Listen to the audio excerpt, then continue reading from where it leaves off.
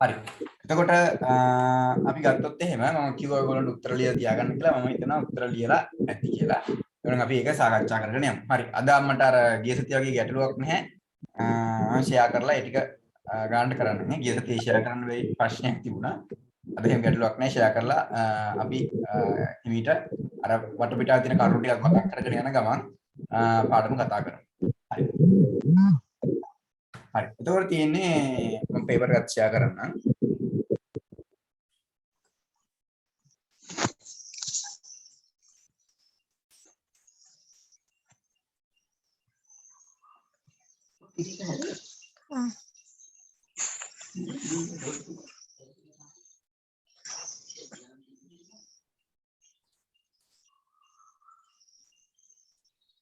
හරි.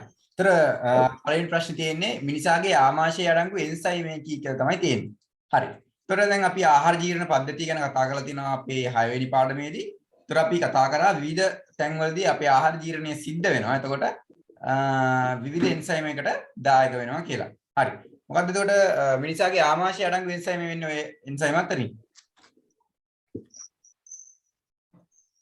මොකක්ද වෙන්නේ උත්තරේ? ඔව්. පෙප්සින් තමයි නිවැරදි පිළිතුර වෙන්න ඕන අංක 3. පෙප්සින් තමයි නිවැරදි පිළිතුර වෙන්න ඕන. අපි පොඩ්ඩක් ඔය මේ ආහාර ජීර්ණ පද්ධතිය ගැන පොඩ්ඩක් මතක් කරලා යන්න. මොකද දැන් අමතක කරලත් ඇතිනේ. ඒ නිසා ආහාර ජීර්ණ පද්ධතිය ගැන පොඩ්ඩක් මතක් කරලා යන්න. හරි.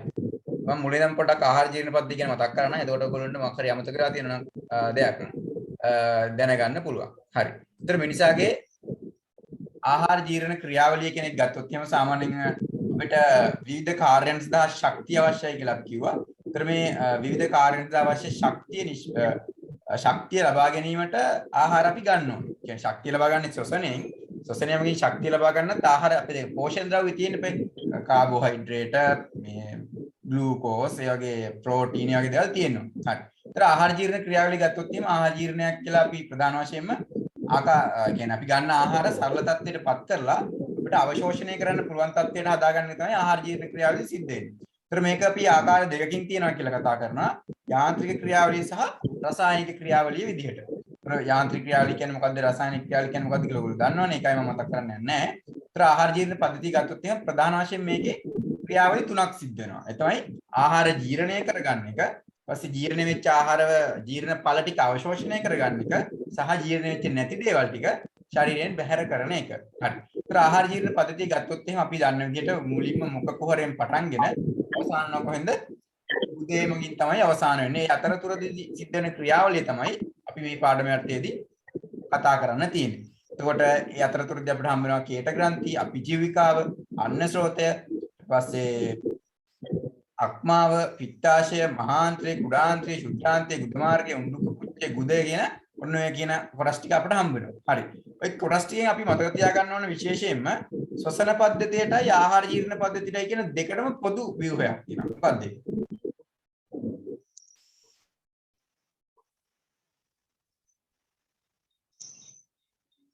ශ්වසන පද්ධතියටයි ආහාර මාර්ග පද්ධතියටයි දෙකටම පොදු වෙන්නේ මොකද්ද?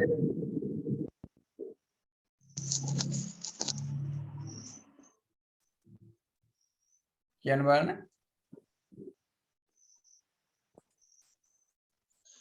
ශ්වසන පද්ධතියට සහ ග්‍රසනිකාව තමයි ඔය දෙකටම පොදු වෙන්නේ. ඒක පොඩ්ඩක් මතක තියාගන්න. හරි මම මේකේ ඔක්කොම කතා කරන්න යන්නේ නැහැ. එතකොට මට පොඩ්ඩක් කියන්න අපි එන්සයිමැටික් ගැන විතරක් කතා කරලා බලමු. ඒතර මුඛ කුහරේ ගත්තොත් එහෙම මුඛ කුහරේනේ මේ ආහාර ජීර්ණය ආරම්භ වෙන්නේ. මුඛ කුහරේ ආහාර ජීර්ණය ආරම්භ වෙලා මුඛ කුහරේ සිද්ධ වෙන ජීර්ණය තමයි පිෂ්ඨයේ මෝල්ටෝස් බවට පත් වෙනවා. පිෂ්ඨය මෝල්ටෝස් බවට පත් වෙන මොනවා මගින්ද? ටයලින් කියන එන්සයිමය මගින්. ඒතකොට ආහාර ජීර්ණය ආරම්භ වෙන්නේ කොහෙන්ද? මුඛ කුහරයෙන්. මුඛ කුහරේදී පිෂ්ඨය මෝල්ටෝස් බවට පත් වෙනවා. ඒක කරන්නේ ටයලින් කියන එන්සයිමය මගින්. ඒතර ඔය එන්සයිම ටික ඔයගොල්ලෝ හොඳට මතක තියාගන්න ඕන. එන්සයිම පිළිබඳ ප්‍රශ්න අහන්න පුළුවන් නිසා. ඊට පස්සේ මුඛ කුහරයෙන් පස්සේ මේක ගමන් කරනවා ග්‍රසනිකාවට. ග්‍රසනිකාව ඔය විදිහට තියෙනවා. ඒ ටික පොඩ්ඩක් ඔයගොල්ලෝ බලා ගන්න. මම ඔක්කොම මතක් කරන්නේ නැහැ මේ වෙලාවේ. අපි එන්සයිම ටික විතරක් මතක් කරමු. ඊට පස්සේ අපිජීවිකාව කියලා තියෙනවා. අපිජීවිකාවෙන් වෙන්නේ මොකද්ද? අර ශ්වසන පද්ධතිය වහගන්න එක. තමයි අපිජීවිකාවෙන් සිද්ධ වෙන ආහාරය. අපි ආහාරයක් ගිලිද්දි ශ්වසන පද්ධතියට ආහාරය ගමන් කරන්නේ නැතුව වසා ගැනීම තමයි අපිජීවිකාවෙන් සිද්ධ වෙන්නේ. ඒක පොඩ්ඩක් මතක තියාගන්න. හරි. ඊට පස්සේ අන්න ස්රෝතය ගැන අපි කතා කරා. අන්න ස්රෝතයේ සාමාන්‍යයෙන් හැකිලිලා තියෙන නාලයක්. මේ දිගේ පහළට ආහාරය විශේෂ චලනයක් ඔස්සේ ගමන් කරනවා. ඒ චලනය අපි හඳුන්වනවා මොකද? ක්‍රමාකුංචන චලනයක් කියලා. ඒතර ක්‍රමාකුංචනය ඔස්සේ පහළට ආහාරය ගමන් කිරීම සිද්ධ වෙනවා. හරි. ඒකත් හරිනේ. ඊපස්සේ ආමාශය වෙතට එනවා. අපි ආමාශය ගත්තොත් එහෙනම් ආමාශය සාමාන්‍යයෙන් ජේ හැඩති මල්ලක් විදිහට තමයි අපි තියෙන්නේ. සාමාන්‍යයෙන් මේකේ ආහාරයේ තලපයක් වගේ එනවා. ආහාරය තලපයක් වගේ සකස් වුණාම අපි ඒක හඳුන්වනවා ආමලසය කියලා. ආමලසය කියලා ආහාර තලපයක් වගේ සකස් වෙන ආහාරයට අපි ආමලසයක් කියලා හඳුන්වනවා. ඒතර මෙන්න මේ විදිහට ආමාශයට ආපු ආහාරය ආමාශයේ තියෙන රසායනික ජීර්ණයක් තමයි ආමාශයේ ප්‍රධාන වශයෙන්ම සිද්ධ වෙන්නේ. ඊට අමතරව ආමාශය තුලදී ඔය සංකෝචනය වගේ දේවල් වෙලා යාන්ත්‍රික ජීර්ණයකුත් සිද්ධ වෙනවා. ඒතර විභාගෙදී අහන්න පුළුවන් ආමාශයේදී රසායනික ජීර්ණයක් විතරද සිද්ධ වෙන්නේ කියලා නැහැ. ආමාශයේදී රසායනික ජීර්ණයක් වගේම යාන්ත්‍රික ජීර්ණයකුත් සිද්ධ වෙනවා. හරි. ආමාශයේ ජීර්ණය ගැන කතා කරොත් එහෙම ආමාශයේ රසායනික ජීර්ණය ප්‍රධාන එන්සයිම් වර්ග එහෙම නැත්නම් ප්‍රධාන රසායනික ද්‍රව්‍ය තුනක් ඔස්සේ සිද්ධ වෙනවා. එතකොට HCl අම්ලය, ඒ කියන්නේ හයිඩ්‍රොක්ලෝරික් අම්ලය මගින්, ඊපස්සේ පෙප්සින් මගින් සහ රෙනින් මගින්. ඔන්න ඔය තුන මතක තියාගන්න ඕනේ. ඔය හැම එක තැන්වල සිද්ධ වෙන රසායනික ජීර්ණ ක්‍රියාවලිය අනිවාර්යයෙන්ම මතක තියාගන්න ඕනේ. එතකොට ආමාශයේදී තියෙන රසායනික ද්‍රව්‍ය තුනක් මොනවද? හයිඩ්‍රොක්ලෝරික් අම්ලය, ඒ කියන්නේ HCl, පෙප්සින් සහ රෙනින්. එතකොට HCl වගින් කරන්නේ මොකද්ද? පෙප්සින් සක්‍රිය කිරීම. ඔන්න ඔය කරුණුත් එක මතක තියාගන්න. ඒක මම මේ නැවත පාරක් මතක් කරන්නේ මේවා. හයිඩ්‍රොක්ලෝරික් අම්ලය මගින් මොකද්ද කරන්නේ? පෙප්සින් සක්‍රිය කරනවා. පෙප්සින් වලට ක්‍රියාත්මක වෙන්න බෑ නිකම්ම තිබුණාට. එතකොට පෙප්සින් සක්‍රිය කිරීම තමයි හයිඩ්‍රොක්ලෝරික් අම්ලය මගින් සිද්ධ කරන්නේ. ඊපස්සේ පෙප්සින් වගින් කරනවා ප්‍රෝටීන් පොලිපෙප්ටයිඩ් බවට පත් කරන එක. රෙනින් වගින් කරනවා ඊට පස්සේ ලදරුවන්ගේ කිරි කැටි ගැසීම තමයි ඔකදී සිද්ධ කරන්නේ. එතකොට අපේ උත්තරේ වෙන්නේ පෙප්සින්නේ. ඒතර ආමාශයේ තියෙන එන්සයිම් එක මොකක්ද කියලා තමයි අපි අහන්නේ. ඒතර ඒ පෙප්සින් තමයි උත්තරේ. හරි. ඒත් එක්කම අපි ඔක්කොම එන්සයිම් ටික මතක් කරගෙන ආවා. එතකොට මුඛ කුහරයේ තියෙන එන්සයිම් මොකද්ද? කේට ඇමයිලේස් මගින් පිෂ්ඨයේ මෝල්ටෝස් බවට පත් කරන මුඛ කුහරයේදී ඊට පස්සේ එන්නේ ආමාශයට. ආමාශයේදී රසායනික ද්‍රව්‍ය තුනක් තියෙනවා. හයිඩ්‍රොක්ලෝරික් අම්ලය, පෙප්සින් සහ රෙනින්. හයිඩ්‍රොක්ලෝරික් අම්ලයෙන් මොකද්ද සිද්ධ වෙන්නේ? පෙප්සින් සක්‍රිය කිරීම. ඊට පස්සේ පෙප්සින් මගින් ප්‍රෝටීන පොලිපෙප්ටයිඩ් බවට පත් කරනවා. රෙනින් මගින් ලදරුවන්ගේ කිරි කැටි ගැසීම තමයි සිද්ධ කරන්නේ. ඊපස්සේ ආමාශයේ අවශෝෂණය වෙන දේවල් ටික මේ තියෙන. ටිකක් පොඩ්ඩක් මතක තියාගන්න. ජලයේ ග්ලූකෝස් සහ සමහර ඖෂධ වර්ග. ඒක ප්‍රධාන වශයෙන්ම අද අපි බලමු මේ රසායනික ද්‍රව්‍ය ගැන. ඔය ශුද්ධාන්තය ගත්තොත් එහෙම ශුද්ධාන්තයේ එන්සයිම විවිධ ආකාරයෙන් එනවා. සාමාන්‍යයෙන් වැඩිපුරම එන්සයිම තියෙන්නේ ශුද්ධාන්තයේ. ආහාර ජීර්ණය වැඩිපුරම සිද්ධ වෙන්නේ ශුද්ධාන්තය තුළනේ. ඒ කියන්නේ වැඩිපුර එන්සයිම් තියෙන්නේ කොහෙද? ශුද්ධාන්තයේ. ඒතර ශුද්ධාන්තයට ආකාර තුනකින් එන්සයිම ලැබෙනවා. එන්සයිම සහ විවිධ ජීර්ණ විෂ ආකාර තුනකින් ලැබෙනවා. පළවෙනි එක ගත්තොත් එහෙම අග්න්‍යාශය මගින් ශ්‍රාවය කරන දේවල්. අග්න්‍යාශික එන්සයිම කියලා අපි ඒවා හඳුන්වනවා. ඊට පස්සේ ආන්ත්‍රික විෂ, ඒ කියන්නේ ආන්ත්‍ර බිත්තියෙන්ම ශ්‍රාවය කරන දේවල්. ඊට පස්සේ පිත කියලා කියන්නේ අක්මාව මගින් නිෂ්පාදනලා එන දේවල්. හරි. එතකොට ශුද්ධාන්තය ගත්තොත් එහෙම එන්සයිම් වර්ග ආකාර තුනකට ශ්‍රාවය වෙනවා. අග්න්‍යාශය මගින්, අක්මාව මගින් සහ ආන්ත්‍රික විෂ විදියට ආන්ත්‍ර බිත්තියෙන් ශ්‍රාවය වෙන ඒවා. එතකොට ඔන්න තුනම මතක තියාගන්න ඕනේ මොනවද උදාහරණ මොනවද කියලා. එතකොට අග්න්‍යාශයෙන් ශ්‍රාවය වෙන ඒවා ගත්තොත් එහෙම ට්‍රිප්සින්, ඇමයිලේස් සහ ලයිපේස්. ට්‍රිප්සින්, ඇමයිලේස් සහ ලයිපේස් ශ්‍රාවය වෙනවා කොහෙන්ද? අග්න්‍යාශය මගින්. ට්‍රිප්සින්, ඇමයිලේස් සහ ලයිපේස්. එතන මතක තියාගන්න ට්‍රිප්සින්, ඇමයිලේස් සහ ලයිපේස්. ඊපස්සේ ආන්ත්‍රික විෂ, ඒ කියන්නේ ආන්ත්‍ර බිත්තිය මගින් ශ්‍රාවය වෙනවා ලැක්ටේස් සහ පෙප්ටිඩේස්. ලැක්ටේස් සහ පෙප්ටිඩේස් ශ්‍රාවය වෙනවා ආන්ත්‍රික විෂ විදියට ආන්ත්‍ර බිත්තියෙන්. ඊපස්සේ අක්මාවෙන් ශ්‍රාවය වෙනවා පිත විදියට පිත් වර්ණක, පිත් ලවණ, බයිකාබනේට් සහ ජලය. ඔන්න ඔය කියන ටික විතර මතක තියාගන්න ශුද්ධාන්තයේ තියෙන රසායනික ද්‍රව්‍ය එහෙම නැත්නම් ශුද්ධාන්තයේ ආහාර ජීර්ණයට වැදගත් වෙන එන්සයිම විදිහට. එතකොට මේ වගේ ක්‍රියාවලියත් අපි පොඩ්ඩක් බලාගෙන යමු. එතකොට ජීර්ණ ක්‍රියාවලිය ඉවර එන්සයිම් වලින් සිද්ධ වෙන. එතකොට ට්‍රිප්සින්, අග්න්‍යාශයේ තියෙන ට්‍රිප්සින් වගේ ප්‍රෝටීන පොලිපෙප්ටයිඩ් බවට පත් කරනවා. ඊපස්සේ ඇමයිලේස් මගින් පිෂ්ඨයේ මෝල්ටෝස් බවට පත් කරනවා. ලයිපේස් මගින් ලිපිඩ, මේද සහ ග්ලිසරෝල් බවට පත් කරනවා. ශුද්ධාන්තය තුලින් තමයි සිද්ධ වෙන්නේ. හරිනේ. ඒ තුන මතක තියාගන්න. ට්‍රිප්සින් ප්‍රෝටීන පොලිපෙප්ටයිඩ් බවට පත් කරනවා. ඇමයිලේස් පිෂ්ඨයේ මෝල්ටෝස් බවට පත් කරනවා සහ ලයිපේස් මේද අම්ල සහ ග්ලිසරෝල්, ලයිපේස් ලිපිඩ, මේද අම්ල සහ ග්ලිසරෝල් බවට පත් කරනවා. හරි. ඊපස්සේ ශුද්ධාන්තයේදී ආන්ත්‍රික යුෂ මගින් මෝල්ටෝස් ග්ලූකෝස් බවට පත් කරනවා. සුක්‍රේස් මගින් සුක්‍රෝස් ග්ලූකෝස් සහ ෆ්‍රක්ටෝස් බවට පත් කරනවා. ලැක්ටේස් මගින් ලැක්ටෝස් ග්ලූකෝස් සහ ගැලැක්ටෝස් බවට පත් කරනවා සහ පෙප්ටිඩේස් මගින් පොලිපෙප්ටයිඩ් ඇමයිනෝ අම්ල බවට පත් කරනවා. ඊට පස්සේ පිට වැදගත් වෙන්නේ තෛලෝදකරණයට. තෛලෝදකරණය කියලා අපි හඳුන්වන්නේ පිටත් එක්ක ආහාරය මිශ්‍ර වුණාට පස්සේ ආහාරයේ තියෙන ලිපිඩ බිඳිති බවට පත් කරනවා. ආහාරයේ තියෙන ලිපිඩ බිඳිති බවට පත් කරපුවාම ලිපිඩ ජීර්ණය පහසු වෙනවා. ඒ තමයි පිට මගින් සිද්ධ වෙන්නේ ප්‍රධාන වශයෙන්ම ඔතනදී. හරි. ඔය ටික තමයි මම මෙතන මතක් කරන්නේ මේ ජීර්ණ කියන්නේ යුෂ සම්බන්ධව. ඒ ටික ඔයගොල්ලෝ මතක තියාගන්න. හරි. අපි යමු පේපර් එකේ ඊළඟ ප්‍රශ්නෙට. ඒතර පළවෙනි ප්‍රශ්නෙට උත්තර වෙන්න ඕන අංක 3 පෙප්සි. හරි. ඊට පස්සේ දෙවෙනි එක. ශාක තුල ආහාර පරිවහනය කරන්නේ කුමන ද්‍රව්‍යයක් ලෙසද කියලා අපෙන් අහනවා. ශාක තුල ආහාර පරිවහනය කරන්නේ කුමන ද්‍රව්‍යයක් ලෙසද කියලා අපෙන් අහනවා. මොකද උත්තර වෙන්න ඕන කියන්න බලන්න. ශාකයක් තුල ආහාර පරිවහනය කරන්නේ මොන විදිහටද?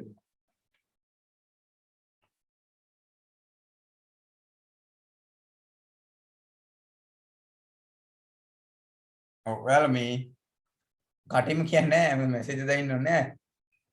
උත්තරේ දෙක කියනවා මොකක්ද දෙක ග්ලූකෝස් ලෙස නෙමෙයි කියන්න බලන්න හරි උත්තරේ ශාක තුල ආහාර පරිවහනය කරන්නේ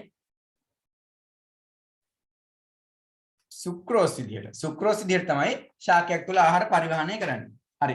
අපි ප්‍රභා සංශ්ලේෂණය කියන පාඩම යටතේදී ඔය ටික කතා කරලා තියෙනවා. එතකොට මේ අපි ගත්තොත් එහෙනම් ප්‍රභා සංශ්ලේෂණය කියන පාඩම ප්‍රභා සංශ්ලේෂණයේදී ආහාර නිෂ්පාදනය කරනවානේ. ඒතර ප්‍රභා සංශ්ලේෂණයේදී අපි දන්නවා ශාක පත්‍රයක් තුල. අපි ශාකයක් මෙහෙම ඇඳුත් එහෙම මම නිකන් දල වශයෙන් මෙහෙම ශාක පත්‍රයක් අඳින්නම්කෝ. ප්‍රභා සංශ්ලේෂණයේදී ශාක පත්‍රයක් තුල මේක මෙහෙම තියෙනවා. හරි. මේ ගහක් කියලා හිතන්න. හරි. ශාක පත්‍රයක් තුල එතකොට ආහාර නිෂ්පාදනය වීමක් සිද්ධ වෙනවා. හරි. මෙන්න මේ ශාක පත්‍රය තුල ආහාර නිෂ්පාදනය වෙලා ශාක පත්‍රය තුල කියන්නේ ප්‍රභා සංශ්ලේෂණය සිද්ධ වෙන ගමන්ම හරි. ප්‍රභා සංශ්ලේෂණය අපි සමීකරණය ලියුවොත් එහෙම කාබන් ඩයොක්සයිඩ් ධන ජලය. කාබන් ඩයොක්සයිඩ් උයි ජලය ප්‍රතික්‍රියා කරලා හැදෙනවා මොනවද? ග්ලූකෝස්. CH12O6යි ග්ලූකෝස් ධන ඔක්සිජන් වායුවනේ පිට වෙන්නේ. මම මේක තුලනය කරලා නැහැ මෙතෙන්ට සූර්යාලෝකය අවශ්‍යයි. හරි. එතකොට අපි සාමාන්‍යයෙන් මේ විදිහට ලියුවොත් එහෙම මේ සමීකරණය එතකොට අපි දන්නවා කාබන් ඩයොක්සයිඩ් උයි ජලය තමයි අමුද්‍රව්‍ය වෙන්නේ. ග්ලූකෝස් මෙතනදී නිෂ්පාදනය වෙනවා. හරි. ග්ලූකෝස් නිෂ්පාදනය වෙද්දී මෙන්න මේ නිෂ්පාදනය වෙච්ච ග්ලූකෝස් ටික මේ පත්‍රය තුළ తాවකාලිකව ගබඩා වෙන මොනවා බවට පත් වෙලාද? මෙන්න මෙතන නිෂ්පාදනය වෙච්ච ග්ලූකෝස් ටික ග්ලූකෝස් විදිහටම නෙමෙයි පත්‍රය තුළ තියෙන මොනවා බවට පත් වෙලා ගබඩා වෙන්නේ? පිෂ්ඨය බවට පත් වෙලා తాවකාලිකව පත්‍රය තුළ ගබඩා වෙනවා. මේ තාවකාලිකව පත්‍රය තුල ගබඩා වෙච්ච පිෂ්ඨය ඊළඟට මේ ටික ගමන් කරන්න ඕන අදාළ සංචිත පටක වෙතට. ඒ කියන්නේ පළ වෙතට, මුල් වෙතට, ඒ වගේ විවිධ තැන් වලට මේක ගමන් කරන්න ඕන. හරි. ගමන් කරන්න කලින් මේක පිෂ්ඨය බවට පත් කරලා ගමන් කරන්න බෑනේ. ග්ලූකෝස් බවට පත් කරලා ගමන් කරන්නත් බෑ. ඒතර මේක පත් වෙනවා මොනවා බවටද? සුක්‍රෝස් බවට. සුක්‍රෝස් බවට පත් වෙලා තමයි මේක ගමන් කිරීම සිද්ධ වෙන්නේ. ඒතර ඒක මතක තියාගන්න. හරි. එහෙනම් ඒතර සුක්‍රෝස් බවට පත් වෙලා අදාළ සංචිත පටක වෙතට මෙන්න මෙතන පත්‍රය නිෂ්පාදන ද්‍රව්‍ය ටික ගමන් කිරීම සිද්ධ වෙනවා. හරි. ඒත් එක්ක මට කියන්න බලන්න මේ දැන් මේ සුක්‍රෝස් බවට පත් වෙලා ගමන් කරන්නේ මොන පටකයේ ඔස්සේද?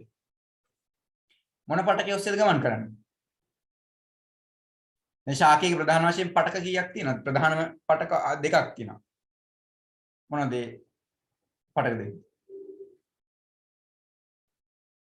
මොකද? ෆ්ලෝයමේ සහ ශෛලමේ කියලා. ෆ්ලෝයම් පටකයයි ශෛලම් පටකයයි කියලා ප්‍රධාන ආකාර දෙකක් ගැන කතා කරනවා. ඒතර මේ ආහාරය ගමන් කරන්නේ මොන පටකයේ ඔස්සේද? ආහාරය ගමන් කරන්නේ කියන්න බලන්න බය නැතුව. අමතක කරන්න කමන්නේ නැහැ. අමතක නැත්තම් දැනගෙන කියන්නේ නැතුව ඉන්නවද? ආහාර ගමන් කරන මොන පටකයේ ඔස්සේද?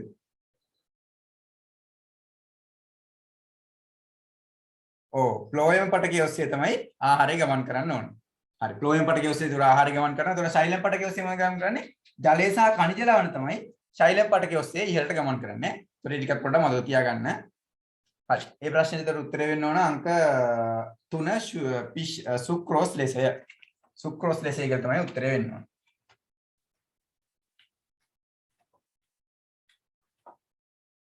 හරි. අපි යමු එහෙනම් ඊළඟ ප්‍රශ්නෙට. ඊළඟ ප්‍රශ්නේ කියන්නේ තුන්වෙනි ප්‍රශ්නේ. ගුරුත්වාකර්ෂණ බලය වෙනස් වන විට වෙනස් වන වස්තුවක පහත් සඳහන් කවර රාශියද? ගුරුත්වාකර්ෂණ බලය වෙනස් වන විට වෙනස් වන්නේ වස්තුවක පහත් සඳහන් කවර රාශියද කියලා අපෙන් අහනවා. හරි. ගුරුත්වාකර්ෂණ බලය වෙනස් වෙනකොට වෙනස් වෙන්නේ මොකක්ද කියලා තමයි අපෙන් අහන්නේ. ඒතකොට උත්තර දීලා තිනවා අපිට. මට කියන්න බලන්න මොකක්ද ඒකට උත්තරේ එන්න ඕන කියලා. උත්තර දීලා තියෙන අපිට බර, පරිමාව, ස්කන්ධය සහ ඝනත්වය.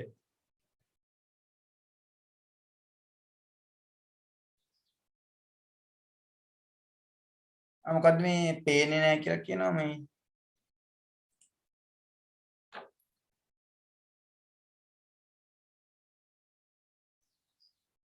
පේන්නේ කියනවා මේ කියන්නේ ආයේ මේ ඒක ළඟ ඩබල් දෙපාරක් ටච් කරන්නකො එතකොට පේයි ඈ. පේන්නේ නැහැ කියන ලෙෆ්ට් එන්න ඕනේ මේ දැන් මේ කැමරාව පේන මේක තියෙනනේ. ඒ ළඟ දෙපාරක් ටච් කරන්න එතකොට පේනවා. හරි. ඒතර අපෙන් අහන්නේ මොකද්ද? ගුරුත්වාකර්ෂණ බලය වෙනස් වෙන විට වෙනස් වන්නේ පහත සඳහන් කවර රාශියද කියලා. ඒතර මොන රාශියද වෙනස් වෙන්න ඕනේ? පහත සඳහන් කවර රාශියද කියලා අපෙන් අහනවා. ඒතර තුන තියෙනවා බර. අපි බරෙන් පටන් ගමුකෝ. බර කියන්නේ මොකද්ද? බර කියලා අපි හඳුන්වන්නේ mg. බර කියන්නේ මොකද්ද? mg. බර අපිට ගන්න පුළුවන්. ඒ කියන්නේ ස්කන්ධය වැඩි කිරීම ගුරුත්වාකර්ෂණ බලයෙන්. හරි. බර කියලා කියන්නේ බර සමානයි mg. ඒතර m කෙනෙක් කොහොමද වෙනස් වෙන්නේ නැහැ නේ ස්කන්ධය. මොකක් හරි වස්තුවක ස්කන්ධය කියන එක ඒ අදාළ වස්තුවෙන් කැලලක් කඩලා අයින් කරේ නැත්නම් වෙනස් වෙන්නේ නැහැ. m කියන එක නියතයි. ඒතර මේකේ ගුරුත්වාකර්ෂණ බලය වෙනස් වෙනකොට ගුරුත්වාකර්ෂණ බලය වෙනස් වෙනට වෙනස් වන්නේ වස්තුවක පහසුනම් කවර රාශියද? එතකොට m කියන එක නියතයි. ගුරුත්වාකර්ෂණ බලය කියන එක වෙනස් වුණොත් එහෙම මෙන්න මේ බර කියන එක එතකොට වෙනස් වෙනවා. බර අපි සමානයි mg කියලා ලියන්නේ. ඒතර ගුරුත්වාකර්ෂණ බලය වෙනස් වෙනකොට බර කියන එක වෙනස් වීමක් සිද්ධ වෙනවා. හරි. ඒතර ඒකට උත්තර වෙන්න ඕන අංක 1 බර. තුන්වෙනි ප්‍රශ්න උත්තරේ අංක 1 බර. හරි. අපි යමු හතරවෙනි ප්‍රශ්නෙට. මම ෂෙයා කරලම කරනම් ඔය පේපර්ස් කවර හරි ළඟ නැත්තම්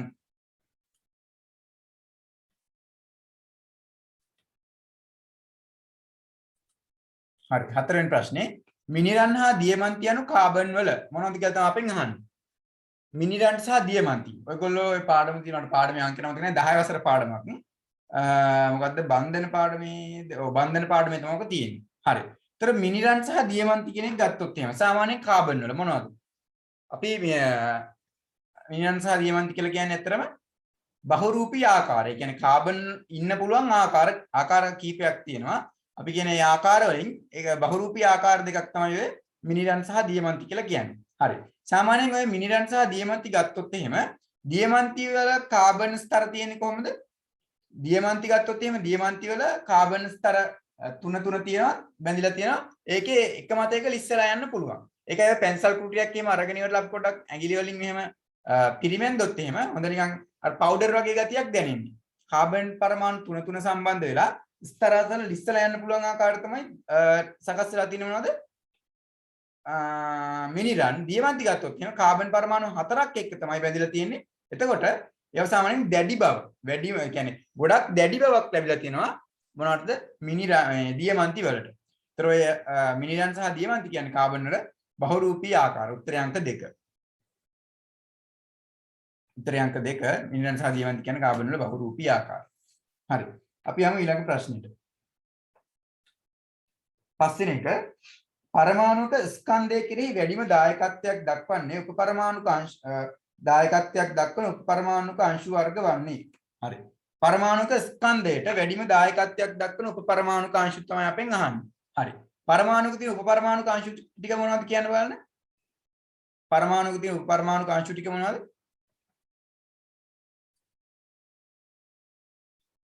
තුන්වෙනි එකට මොකක්ද ගහනවා? තුන්වෙනි එකට උත්තරේ 1 ඈ. තුන්වෙනි එකට උත්තරේ 1. තුන්වෙනි එකට උත්තරේ 1. හරි. එතකොට මට කියන්න මොනවද මේ පරමාණුක තියෙන උපපරමාණුක අංශු ටික. හරි. පරමාණුවක් ගත්තොත් එහෙම උපපරමාණුක අංශු කීයකින්ද ඇදලා තියෙන සාමාන්‍යයෙන්? උපපරමාණුක අංශු 3කින්. අපි සාමාන්‍යයෙන් ගත්තොත් එහෙම මෙන්න මේ වගේ න්‍යෂ්ටියක් තියෙනවා. න්‍යෂ්ටිය වටේට ඉලෙක්ට්‍රෝන වලාවක් නේ තියෙන්නේ. ඒතර මෙන්න මේ න්‍යෂ්ටියේ තියෙන උපපරමාණුක අංශු වර්ග දෙකක් තියෙනවා. මොකද න්‍යෂ්ටියේ තියෙන්නේ? න්‍යෂ්ටියේ තියෙන උපපරමාණුක අංශු වර්ග න්‍යෂ්ටියේ තියෙන උපපරමාණුක අංශු වර්ග මොනවද? ප්‍රෝටෝන සහ නියුට්‍රෝන. ප්‍රෝටෝනයි නියුට්‍රෝනයි තමයි න්‍යෂ්ටියේ තියෙන්නේ. හරි. සාමාන්‍යයෙන් අපි මේ පරමාණුවක් ගැන කතා කරද්දී අපි කතා කරලා තියෙනවා මොකද්ද මේ පරමාණුවක වැඩිපුරම ස්කන්ධයක් ඒක රාශී වෙලා තියෙන්නේ මෙන්න මේ වගේ කොහෙද? වැඩිපුරම ස්කන්ධයක් ඒක රාශී වෙලා තියෙන්නේ මෙන්න මේ න්‍යෂ්ටියේ. ඒතර වැඩිපුරම ස්කන්ධයක් ඒක රාශී වෙලා තියෙන්නේ න්‍යෂ්ටියේ නම් න්‍යෂ්ටි නිර්මාණලා තියෙන ප්‍රෝටෝන සහ නියුට්‍රෝන වලින් නම් අපි මේ ප්‍රශ්නෙට උත්තර වෙන්නත් ඕන ප්‍රෝටෝන සහ නියුට්‍රෝන තමයි. එතකොට ඉලෙක්ට්‍රෝන මෙන්න මේ වටේ අවකාශය පුරා විවිධ චලනය වෙමින් ඉන්නවා. ඒතර මේ වටේට ඉලෙක්ට්‍රෝන ඉන්නවා. මේ මැද ස්කන්ධ ඒක රාශියලා තියෙන කොහෙද? න්‍යෂ්ටිය තුල. ඒක තමයි අපි හඳුන්වන්නේ ප්‍රෝටෝන සහ නියුට්‍රෝන වලින් නිර්මාණලා තියෙනවා කියලා. එතකොට ප්‍රශ්නේ තියෙන්නේ පරමාණුක ස්කන්ධය කෙරෙහි වැඩිම තාකත්වයක් දක්වන උපපරමාණු අංශු වර්ගය වන්නේ प्रोटॉन सह न्यूट्रॉन තමයි උත්තරේ වෙනවා අංක 3. උත්තරේ අංක 3.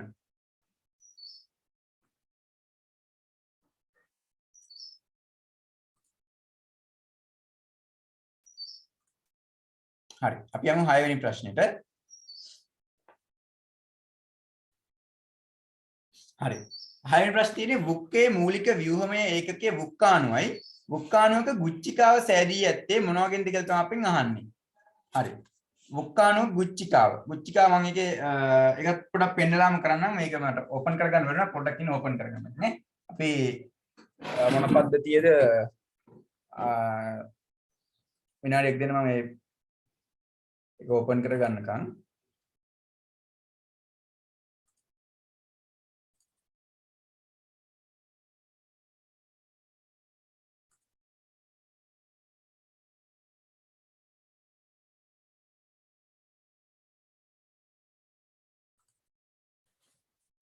මොනවද මේ පද්ධතිය අපි ගත්තොත් එහෙනම් බහිශ්‍රාවී පද්ධතිය තමයි ගුච්චිකාව තියෙන්නේ. මම ඒක පොඩ්ඩක් කියලා දීලාම ප්‍රශ්නට එන්නම් ඈ. සාමාන්‍යයෙන් ওই පාඩම තමයි අමතක වෙන පාඩම ඔයගොල්ලෝ තියෙන ටිකක් ලොකු පාඩමක් නේ. අන්න මේ පාඩම නෙමෙයි පොඩ්ඩක් ඉන්න.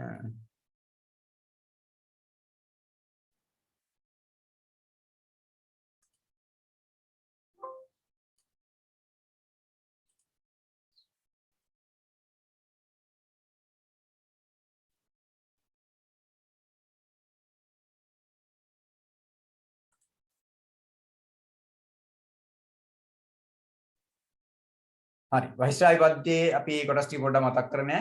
ඒතර බහිශ්‍රාවී පද්ධතිය ගැන කතා කරද්දී අපි දන්නවා බහිශ්‍රාවී කියලා කියන්නේ අපේ ශරීරය තුළ විවිධ ක්‍රියාවලි සිද්ධ වෙද්දී නිබඳන අපද්‍රව්‍ය ශරීරයෙන් බැහැර කිරීම තමයි අපි බහිශ්‍රාවී ක්‍රියාවලිය කියලා හඳුන්වන්නේ. ඒතර බහිශ්‍රාවී ගත්තොත් එහෙනම් අපේ ප්‍රධාන ස්ථාන තුනකින් සිද්ධ වෙනවා. මොනවද? පෙනහැලි මගින්, සම මගින් සහ වුක්. එහෙම නැත්නම් වකුගඩු මගින්. එතකොට සාමාන්‍යයෙන් පෙනහැලි මගින් සිද්ධ වෙන්නේ මොනවා විදිහටද පිට වෙලා යන්නේ? ප්‍රාශ්වාස වාතය විදිහට කාබන් ඩයොක්සයිඩ් විදිහට කාබන් ඩයොක්සයිඩ් සහ ජල වාෂ්ප විදිහට පිටන බහිශ්‍රාවයේ පෙනහැලි මගින් සම මගින් පිට වෙන්නේ දහඩිය විදිහට. ඒ කියන්නේ යූරියා, යුරික් අම්ලය සහ ජලය ලවණ විදිහට සහ වුක්ක එහෙම නැත්නම් වකුගඩු මගින් යූරියා, යුරික් අම්ලය, ජලය ලවණ විදිහට ඒ පිට වෙනවා. ඒතර මෙන්න මේ පාඩමේදී අපි ප්‍රධාන වශයෙන්ම කතා කරන්නේ මූත්‍ර වාහිනී පද්ධතියේ කියන්නේ වකුගඩු මගින් කොහොමද මූත්‍රා නිෂ්පාදනය වෙන්නේ සහ ඒ අදාළ ක්‍රියාවලිය සිද්ධ වෙන්නේ කොහොමද කියන කාරණාව. එතකොට අපිට මෙන්න මේ කොටස් ටිකම ගැන මතක තියාගන්න ඕන. දකුණු වුක්කේ තියෙන වකුගඩු දෙකක් තියෙනවානේ. දකුණු වුක්කයි වම් වුක්කයි කියලා වකුගඩු දෙකක් තියෙනවා. ඊපස්සේ මෙන්න තියෙනවා වුක්කීය ශිරාව සහ වුක්කීය ධමනි. ඊපස්සේ මූත්‍ර වාහිනිය තියෙනවා, මූත්‍රාශය තියෙනවා, මූත්‍ර මාර්ගය තියෙනවා. මේක නම් අර ආහාර ජීර්ණ පද්ධතිය තරම් මතක තියාගන්න අමාරු නැහැ. හරි. ඒතර වකුගඩු ගැන කතා කරොත් එහෙම අපි දැනගන්න ඕන වකුගඩු තියෙන්නේ කොහෙද කියලා. වකුගඩුවක් තියෙන්නේ කොහෙද? සාමාන්‍යයෙන් උදර කුහරයේ අපරව. උදර කුහරය තුල අපරව කශේරුව දෙපස. ඒ කියන්නේ කොඳුරට පෙළ දෙපැත්තේ තමයි සාමාන්‍යයෙන් මේ වකුගඩුවක් පිහිටලා තියෙන්නේ. හරි. ඒතර මෙන්න මේ වකුගඩු පිහිටීම ගැන කතා කරද්දී ඔයගොල්ලෝගෙන් අහන්න පුළුවන් ප්‍රශ්නයක් තමයි අක්මා මොකද්ද මේ එක වකුගඩුවක්. ඒ කියන්නේ වම් වුක්කයට වඩා මදක් පහලින් තමයි දකුණු වුක්කේ පිහිටන්නේ. වම් වකුගඩුවට වඩා ටිකක් පහලින් තමයි දකුණු වකුගඩුව පිහිටලා තියෙන්නේ. ඇයි එහෙම වෙන්නේ කියලා අහන්න පුළුවන්. හරි. මොකද්ද හේතුව වෙන්න ඕන මේ වම් වකුගඩුවට වඩා ටිකක් පහලින් දකුණු වකුගඩුව පිහිටන්නේ? මොකද හේතුව?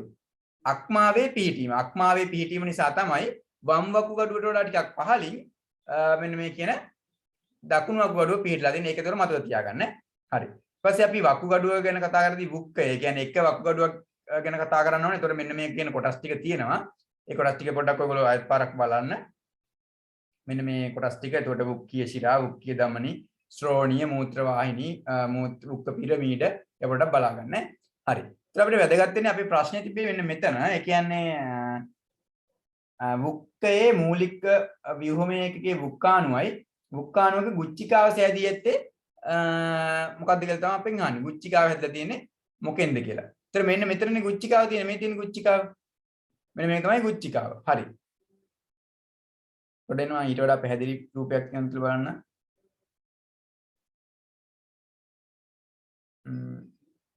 ඊට වඩා පැහැදිලි රූපයක් නෑ මම අර රූපෙම කියලා දෙන්නේ නේ. හරි. ඒතර ගුච්චිකාව හැදලා තියෙනව නෝගෙන්නේ. ඒතර ගුච්චිකාව හැදලා තියෙන්නේ මොන වගේද කියලා අපි දැනගන්න ඕන. හරි. එතකොට මෙන්න මෙතන තමයි ගුච්චිකාව තියෙන්නේ. මෙන්න මේ ටිකේ. ඒතර ගුච්චිකාවට රුධිරේ එන එකනේ සිද්ධ වෙන්නේ. මෙන්න මේ විදිහට රුධිරේ එනවා. රුධිරේ එනවා නම් ඒක මොනවද දමන්නේ? මොකක්ද වෙන්න ඕන? රුධිරේ එනවා නම් ඒක අනිවාර්යයෙන් මොකක්ද වෙන්න ඕන? ධමනිකේෂ නාලිකාව. මේ ගුච්චිකාව තුළට රුධිරේ එනවා. රුධිරේ එනවා නම් මේක අනිවාර්යයෙන්ම ධමනිකේෂ නාලිකාව. මේ අර ශරීරය තුළ විවිධ ක්‍රියාවලිය සිද්ධ වුණාට පස්සේ අපද්‍රව්‍ය සහිත රුධිරය මෙන්න මේ ධමනිකේෂ නාලිකාව ඔස්සේ මේ ගුච්චිකාව වෙතට එනවා. ඊට පස්සේ ගුච්චිකාවෙන් පාළට පෙරිලා යනවා. ඊපස්සේ පෙරිලා ගියපු ටික තමයි ඔය උතන තියෙන මේ අනිත් කොටස් හරහා මෙන්න මෙහෙම ගමන් කරලා මෙන්න මේ මාර්ගය ඔස්සේ මෙහෙම ගමන් කරලා ඒ ගමන් කරන අතරතුර තවදුරටත් පෙරීමට ලක් වෙනවා. මෙහෙම ගමන් කරලා ඊට පස්සේ මෙහෙම ඇවිල්ලා මෙතෙන් දෙද්දි මූත්‍රා නිෂ්පාදනය වෙලා තියෙනවා. හරි. ඒතර ඔන්න ඔය ක්‍රියාවලියේදී අපි දැනගන්න ඕනේ මෙන්න මේ මෙතන ඒ කියන්නේ ගුච්චිකාව හැදිලා තියෙන්නේ මොන වගේන්ද? ධමනිකේෂ නාලිකා වලින්. ගුච්චිකාව හැදිලා තියෙන්නේ ධමනිකේෂ නාලිකා වලින් කියලා දැනගන්න ඕන. හරි. ඊට පස්සේ අපි තා පොඩ්ඩක් ගිහිල්ලා බැලුවොත් මේ මූත්‍රා නිෂ්පාදනය වීමේ ක්‍රියාවලිය අපි ආකාර තුනකට හඳුන්වනවා. ඒ ආකාර තුනත් පොඩ්ඩක් මතක් කරලා යමු. අතිපරිශ්‍රාවණය, වරණීය ප්‍රතිශෝෂණය සහ ස්‍රාවය කියලා.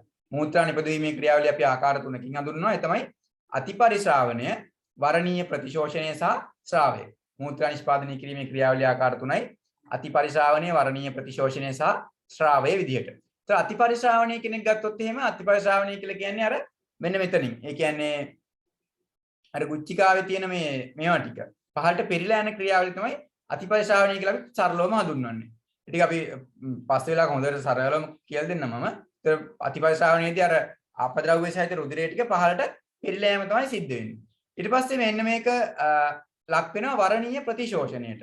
වරණීය ප්‍රතිශෝෂණය කියලා කියන්නේ මේ ඔක්කොම දැන් පහළට පෙරිලා ගියානේ. මේ පෙරිලා ගියපු ඒවාගෙන් ප්‍රයෝජනවත් දේවල් ටික නැවත ශරීරයට අවශෝෂණය කරගන්නවා. ඒ තමයි වරණීය ප්‍රතිශෝෂණය කියලා හඳුන්වන්නේ. ඊපස්සේ ශ්‍රාවය කියලා හඳුන්වන්නේ. ශ්‍රාවය කියලා හඳුන්වන්නේ අතිපරිශ්‍රාවණී, වරණීය ප්‍රතිශෝෂණය, ශ්‍රාවය. ශ්‍රාවය කියලා කියන්නේ තවත් මොනවා හරි අපද්‍රව්‍ය ටිකක් තියෙනවා මේවා මූත්‍රා වලට එක් කිරීම තමයි ශ්‍රාවය කියලා හඳුන්වන්නේ. ඔන්න ඔය කියන ක්‍රියාවලිය ටිකෙන් එතකොට මූත්‍රා නිෂ්පාදනය කියන්නේ මූත්‍රා නිෂ්පාදනය කරගැනීමේ හැකියාව තියෙනවා. එතකොට මූත්‍රා වෘක්ක වල තියෙන රෝග ගත්තොත් එහෙනම් මූත්‍ර ගල් ඇතිවීම, වෘක්ක අකර්මණ්‍ය වීම, වෘක්ක ආසාදනය වීම වගේ දේවල් සිද්ධ වෙන්න පුළුවන්. ඒකත් එතකොට මතක තියාගන්න. හරි. අපි එහෙනම් ඊළඟ ප්‍රශ්නෙට යනවා. එතකොට 6 වෙනි ප්‍රශ්නෙට උත්තර වෙන්න ඕන අංක 1 ධමනිකේෂ නාලිකා වලින් කියන එක තමයි නිවැරදි පිළිතුර වෙන්නේ. හරි. ඊට පස්සේ අපි යමු 7 වෙනි ප්‍රශ්නෙට. 7 වෙනි ප්‍රශ්නේ තියෙන්නේ මෙහි A හා B මගින් දැක්වෙන සුදු රුධිරාණු ප්‍රභේද දෙක පිළිවෙලින් මොනවද කියලා තමයි අපෙන් අහන්නේ. එතකොට A හා B මගින් දැක්වෙන සුදු රුධිරාණු ප්‍රභේද දෙක පිළිවෙලින් අපෙන් අහනවා. එතකොට මොකක්ද දෙන්න ඕන උත්තරේ? මෙතන මේ කණිකා එහෙම තියෙනවා. එහෙනම් මොනවද කණිකා තියෙනේව නම් අපි කියන්නේ උත්තරේ වෙන්න ඕන නියුට්‍රොපිල සහ මොනොසයිට. උත්තරේ අංක 3 නියුට්‍රොපිල සහ මොනොසයිට තමයි වෙන්න ඕනේ. ඔව් උත්තරේ අංක 3 නියුට්‍රොපිල සහ මොනොසයිට වෙන්න ඕනේ. හරි. අපි පොඩ්ඩක් ඒකත් පොඩ්ඩක් බලලෙමු පොඩ්ඩක් ඉන්න එක තියේද කියලා පොඩ්ඩක් මම බලන්නකම් ඈ. ඔය ටිකම තිබුණාද දන්නේ නැහැ. තියෙනවා.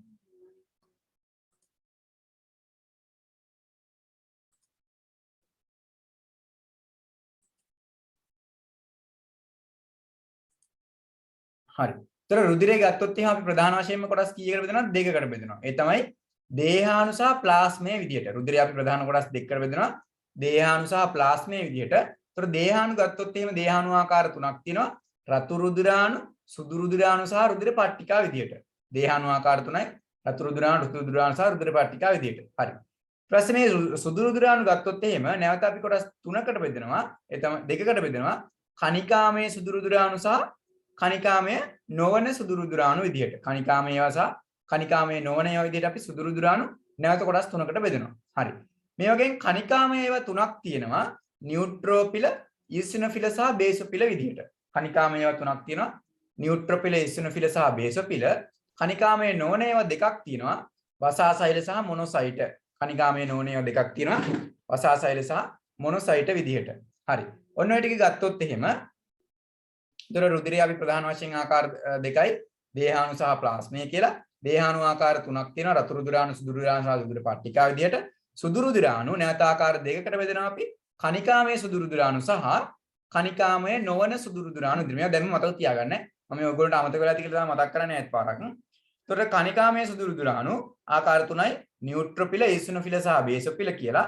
කණිකාමය නොවන සුදු රුධිරාණු ආකාර දෙකයි වසාසෛල සහ මොනොසයිට කියලා. හරි. සාමාන්‍යයෙන් රතු රුධිරාණු ගැන බැලුවොත් එහෙම සාමාන්‍යයෙන් රතු රුධිරාණු කියන්නේ අපිට ඒක වැදගත් වෙන්නේ ඔක්සිජන් පරිවහනය කරන්න. මේවා සාමාන්‍යයෙන් හැඩය ගත්තොත් එහෙම ද්වි අවතල මණ්ඩලාකාර හැඩයක් තමයි තියෙන්නේ. ප්‍රධාන වශයෙන්ම මේකේ තියෙන හිමෝග්ලොබින් රතු රුධිරාණු වල තියෙන හිමෝග්ලොබින් වලට හැකියාව තියෙනවා ඔක්සිජන් එක්ක සම්බන්ධ වෙලා ඔක්සි හිමෝග්ලොබින් බවට පත් වෙලා ඔක්සිජන් පරිවහනය කරන්න. ඒ තමයි රතු රුධිරාණු මගින් සිද්ධ වෙන්නේ. රතු රුධිරාණු මගින් සිද්ධ වෙන මොකද? ඔක්සිජන් හිමෝග්ලොබින් එක්ක බැඳිලා ඔක්සිජන් පරිවහනය කිරීම තමයි ප්‍රධාන වශයෙන්ම රතු රුධිරාණු මගින් සිද්ධ වෙන්නේ. ඊට සුදු රුධිරාණු ගත්තොත් එහෙම මේවා සාමාන්‍යයෙන් රතු රුධිරාණු වලට වඩා නම් විශාලයි. හැබැයි ඒව තරම් බහුල නැහැ. රතු රුධිරාණු බහුල ගොඩක් තියෙනවා. හරි. ඊට සුදු රුධිරාණු වර්ග ටික අපි දැන් කතා කරානේ. හරි. ඊට පස්සේ සුදු රුධිරාණු වල මේ හැඩ ටික ඔයගොල්ලෝ මතක තියාගන්න ඕන. මෙන්න මෙතන තියෙන හැඩ ටික. හැඩයන් ගත්තොත් මේ බලන්න මෙතන උඩින්ම තියෙනවා නියුට්‍රොෆිල. සුදු රුධිරාණු වල හැඩයන් ටික මතක තියාගන්න ඕන. මෙන්න උඩින්ම තියෙනවා නියුට්‍රොෆිල. නියුට්‍රොෆිල ගත්තොත් මේ වගේ කණිකා කීයද? ඒ අදාළ කාරණා ටික මතක තියාගන්න. ඊට පස්සේ මෙන්න තියෙනවා ඊසිනොෆිල. ඊට පස්සේ මෙතන තියෙනවා බේසොෆිල. නියුට්‍රොෆිල, ඊසිනොෆිල සහ බේසොෆිල තියෙනවා. ඊට පස්සේ තියෙනවා මෙන්න වසාසෛල සහ මොනොසයිට. වසාසෛල මොනොසයිට මෙන්න මේ පහලින් තියෙනවා. හරි. එන්නේ කාරණා ටික උතර ඔයගොල්ලෝ මතක තියාගන්න ඕන. ඔය රූපත් එක්ක. දැන් රූපනේ මේ දියල් තියෙන්නේ. මේ රූප ටිකත් එක්ක එතකොට ඒක මතක තියාගත්තා නම් සාමාන්‍යයෙන් ඔයගොල්ලෝ විභාගදී ප්‍රශ්නයක් ආවම උත්තරේ දෙන්න පුළුවන්. හරි. මේ රූප ටිකත් එක්ක මතක තියාගන්න. නියුට්‍රොෆිල වල මෙහෙම කණිකා කිහිපයක් තියෙනවා. ඊපස්සේ ඊසිනොෆිල කණිකා දෙකයි, බේසොෆිල වල මෙහෙම තනියම එකක් තමයි තියෙන්නේ. ඒ වසාසෛල මොනොසයිට ගත්තොත් මේ ටික අරවට වඩා වෙනස්. මෙන්න මේ විදිහට තියෙනවා. හරි. ඒ කාරණා ටික උතර මතක තියාගන්න. හරි. අපි යමු ඊළඟ ප්‍රශ්නෙට. ඊළඟ ප්‍රශ්නේ ගත්තොත් එහෙම මේකට එන්න ඕන උත්තරේ කියවෙන එකද 7 වෙනි ප්‍රශ්නෙට උත්තරේ අංක 3 ඈ 7 වෙනි ප්‍රශ්නෙට උත්තරේ අංක 3 නියුට්‍රොෆිල සහ මොනොසයිට තමයි නිවැරදි පිළිතුර වෙන්නේ. හරි අපි යමු 8 වෙනි ප්‍රශ්නෙට. ජීව දේහ තුල අඩංගු කාබනික නොවන සංඝටකයකි. හරි. දැන් දෙන ජීවි දේහ තුල අඩංගු කාබනික නොවන සංඝටකයකි. මොකක්ද උත්තරේ වෙන්න ඕනේ? මොකද උත්තරේ ජීවි දේහ තුල අඩංගු කාබනික නොවන සංඝටකයක් කිව්වහම කියන්න බෑ ඔයගොල්ලෝ උත්තර දුන්නොත් තමයි මට නිකන් කියලා දෙන්න හිතෙන්නේ මේ ටික ඈ නැත්නම් මම නිකන් උත්තර ටික විතර කියාගෙන යන්නේ. හරි මොකද්ද මේ ජීවි දේහ තුල තියෙන කාබනික නොවන සංඝටකය වෙන්නේ? ඔය සමන් දන්නේව? හරි 10 වසර පළවෙනි පාඩමේ තියෙනවා ජීවීන්ගේ තියෙන කාබනික සංයෝග ගැන. එතරම් කාබනික නොවන සංයෝගයක් තියෙනවා. මට කියන්න බලන්න කාබනික සංයෝග ප්‍රධාන ආකාර 4ක් තියෙනවා. මොනවද කාබනික සංයෝග වර්ග ටික වෙන්නේ? ජීවි දේහ තුළ තියෙන කාබනික සංයෝග වෙන්නේ? ඔව් මේකට උත්තරේ නම් ජලය තමයි වෙන්නේ. සාමාන්‍යතොට අපි 10 වසර පළවෙනි පාඩමේ කතා කරන විදිහට කාබනික සංයෝග වර්ග 4ක් ගැන අපි කතා කරනවා. ඒ තමයි කාබෝහයිඩ්‍රේට, ප්‍රෝටීන, ලිපිඩ සහ න්‍යෂ්ටික අම්ල කියලා. කියන්නේ සාමාන්‍යයෙන් ජීවියෙක් නිර්මාණය වෙන්න වැදගත් වෙන්නේ කාබනික සංයෝග තමයි. කාබනික සංයෝග මූලික කරගෙන තමයි ජීවියෙක් නිර්මාණය වෙලා තියෙන්නේ. ඉතින් කාබනික සංයෝග වලට අමතරව අකාබනික සංයෝග වෙන ජලයත් වැදගත් වෙනවා. ඒ ජලය තමයි ජීවියෙක්ගේ දේහය තුළ වැඩිපුරම අන්තර්ගත වෙන්නේ. ඒකත් මතක තියාගන්න ඕනේ. ඒතකොට මෙතන තියෙන ජීවි දේහයක අඩංගු කාබනික නොවන සංඝටකය කියලා ගත්තොත් එහෙම ජලය තමයි ඔතන තියෙන වගේ අපිට නිවැරදි පිළිතුර විදියට ගන්න පුළුවන් වෙන්නේ. හරි. ඔය කාබනික සංඝටක ගැන කතා කරද්දී මම පොඩ්ඩක් මතක් කරගෙන යන්න මට කියන්න. ඔය මේ ඔය නිර්මාණයලා තියෙන මේ තැනුම් මේකක අපි දැනගන්න ඕන. කාබනික සංඝටක නිර්මාණයලා තියෙන තැනුම් මේකක. මම නැවත මේ පාඩමේ PDF එක ඔන් කරන්න යන්නේ නැහැ. මම නිකන් මතක් කරන්නම්. ඔතන අපි මුලින්ම කතා කරන්නේ කාබෝහයිඩ්‍රේට් ගැනනේ. කාබෝහයිඩ්‍රේට් නිර්මාණයලා තියෙන මොන වගේද? කාබෝහයිඩ්‍රේට් වල තැනුම් මේකේ මොකද්ද? කාබෝහයිඩ්‍රේට් වල තැනුම් මේකේ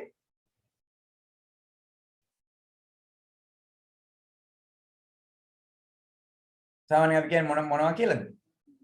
මොනොසැකරයිඩ් කියලා. කාබෝහයිඩ්‍රේට් වල තැනුම් මේකේ වෙන්නේ මොනොසැකරයිඩ්. මොනොසැකරයිඩ් අණු කීපයක් මෙයා එකතු වෙලා තමයි කාබෝහයිඩ්‍රේට් නිර්මාණයලා තියෙන්නේ. කාබෝහයිඩ්‍රේට් වල තැනුම් මේකේ වෙන්නේ මොනොසැකරයිඩ්. මොනොසැකරයිඩ් විදිහට අපිට ග්ලූකෝස් ඒ වගේ දේවල් ගන්න පුළුවන්. හරි. මොනොසැකරයිඩ් වලින් තමයි කාබෝහයිඩ්‍රේට් නිර්මාණයලා තියෙන්නේ.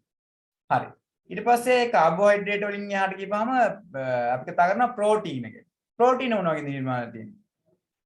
ප්‍රෝටීන වල තැනුම එක්කේ ඇමයිනෝ අම්ල. මේ මතක තියාගන්න. සාමාන්‍යයෙන් ඔය ප්‍රශ්න අහනින් තමයි මම මතක් කරන්නේ.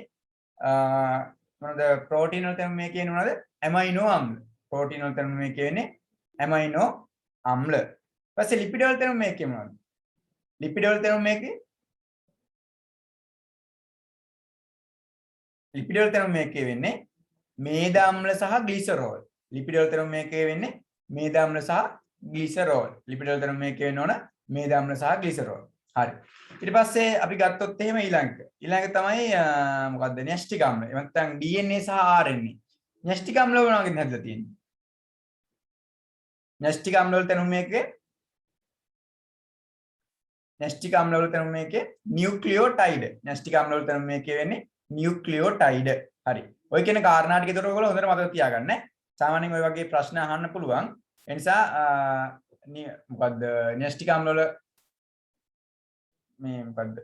ඒ කියන්නේ DNA සහ RNA වල තැනුම මේකේ වෙන්නේ නියුක්ලියෝටයිඩ්. ඒ ටික මතක තියාගන්න. ඔය හැම කාබනික සංයෝගයකම සංඝටකයකම මතක තියෙනවා. ඊට අමතරව අපි ඒකදී කතා කරනවා විටමින් වර්ග ගැන සහ ජලය ගැන. ඒකත් ඔයගොල්ලෝ පොඩ්ඩක් මතක තියාගන්න. සාමාන්‍ය විටමින් එහෙමනේ අමතක වෙන්නේ සාමාන්‍යයෙන්. හින්දා ඒ ටික සාමාන්‍ය විභාගයට යන්න කලින් දවසේ අනිවාර්යෙන් බලලා යන්න ඕන ටිකක් තමයි විටමින් කියන්නේ. නැත්නම් විටමින් කියන එහෙම පොඩ්ඩක් අමතක වෙනවා. හරි. අපි යමු ඊළඟ ප්‍රශ්නෙට. 9 වෙනි ප්‍රශ්නේ. ඒතකොට මේකට උත්තර වෙන්න අංක 3. 8 වෙනි ප්‍රශ්නෙට උත්තරය අංක 3 වෙන්නේ ජලය. හරි. අපි යමු ඊළඟ ප්‍රශ්නෙට. ඊළඟ ප්‍රශ්නේ තියෙන්නේ XH නම් වූ සංයෝගයේ සාපේක්ෂ අණුක ස්කන්ධය 16ක් වේ. H සමානයි 1ක් නම් X වල සාපේක්ෂ පරමාණුක ස්කන්ධය කොපමණද කියලා තමයි අපෙන් අහන්නේ. හරි. එතකොට මේ ඔතන තියෙනවා XH4 නම් සංයෝගයේ සාපේක්ෂ අණුක ස්කන්ධය 16ක් වෙනවා කියලා කියනවා. ඒතර හයිඩ්‍රජන්ට කියනවා එකක් කියලා. එහෙනම් හයිඩ්‍රජන්ට එකක් නම් අපෙන් අහන්නේ X වල සාපේක්ෂ පරමාණුක ස්කන්ධය කොච්චරද කියලා. ඒක නම් ලේසිනේ. හයිඩ්‍රජන් 4ක් නතර තියෙන්නේ. එතකොට මුළු ඔක්කොගේම එකතු. ඒ කියන්නේ අණුක ස්කන්ධය කිව්වම මේ මුළු අණුවේම ස්කන්ධයනේ. අණුවේම ස්කන්ධය තමයි එතකොට 16ක් කියලා කියන්නේ. එතකොට ඔතන කියනවා හයිඩ්‍රජන්ගේ එකක සාපේක්ෂ පරමාණුක ස්කන්ධය 1යි කියලා. දැන් හයිඩ්‍රජන් 4ක් උතන තියෙනවානේ. ඒ 4 අයින් කරලා දාන්න. හයිඩ්‍රජන් 4 අයින් කරලා දාපුවම කීයද උත්තර වෙනවන අංක 1 12යි. 12 තමයි එතකොට නිවැරදි පිළිතුර වෙන්නේ. ඒක එච්චර අමාරු ප්‍රශ්නයක් නෙමෙයි. සාපේක්ෂ පරමාණුක ස්කන්ධ මේ සාපේක්ෂ අණුක ස්කන්ධය 16යි කියලා කියනවා. එකෙන් හයිඩ්‍රජන්ගේ එකක් කියලා කියනවා. හයිඩ්‍රජන්ගේ එකක් කියලා කියනවා. හයිඩ්‍රජන් 4ක් විතර ඉන්නවා. දැන් මේ 4 අයින් කරපුවාම 12ක් තමයි නිවැරදි පිළිතුර වෙන්නේ. උත්තරය අංක 1.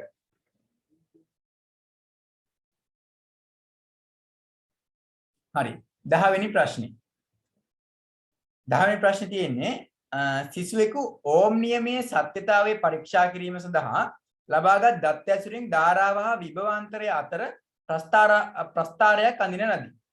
එම ප්‍රස්ථාරය විය හැක්කේ මොකක්ද කියලා තමයි අපෙන් අහන්නේ. හරි. මට කියන්න බලන්න මොකක්ද උත්තරේ කියලා පොඩ්ඩක් කියන්න ඔයගොල්ලෝගේ අදහසත් මට දැනගන්න කැමතියි. මම ওই පාඩමත් පොඩ්ඩක් දැන් මතක් කරන්නම්. ඒ කියන්නේ 10 වසර 20 වෙනි 19 වෙනි පාඩමනේ ධාරා විද්‍යුතේ. ඒ පාඩම මම පොඩ්ඩක් දැන් මතක් කරන්නම්. ඊට කලින් මට කියන්න ඔගේ උත්තරේ මොකක්ද කියලා.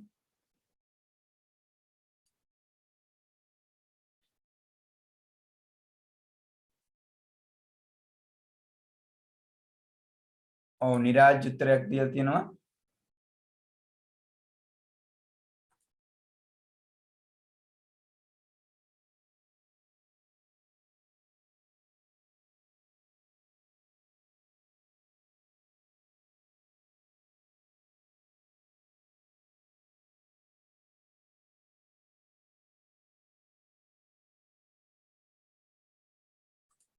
හරි. තව කවුද උත්තර දීලා තියෙන්නේ? තරිඳුත් උත්තර දීලා තියෙනවා. හරි. ගොඩක් කට්ටිය කියන්නේ 4 වෙනි කියලා. හරි අපි බලමු 4 වෙනි එකද උත්තරේ කියලා. හරි. මම ඊට කලින් මේ පාඩම පොඩ මතක් කරලා දෙන්න ඔයගොල්ලන්ට. මේ ධාරා විද්‍යුතය කියන පාඩම ඒක 10 වසර පාඩමක් නේ. ඒක අමතක වෙලා ඇති සමහර විට. හරි. අපි ධාරා විද්‍යුතය කියන පාඩම පොඩ මතක් කරලා ඊට පස්සේ බලමු මොකද්ද හරිම උත්තරේ වෙන්න ඕන කියලා. හරි. ඒතර ධාරා විද්‍යුතය ගත්තොත් එහෙනම් අපි දැනගන්න ඕන පොඩකින් ඈ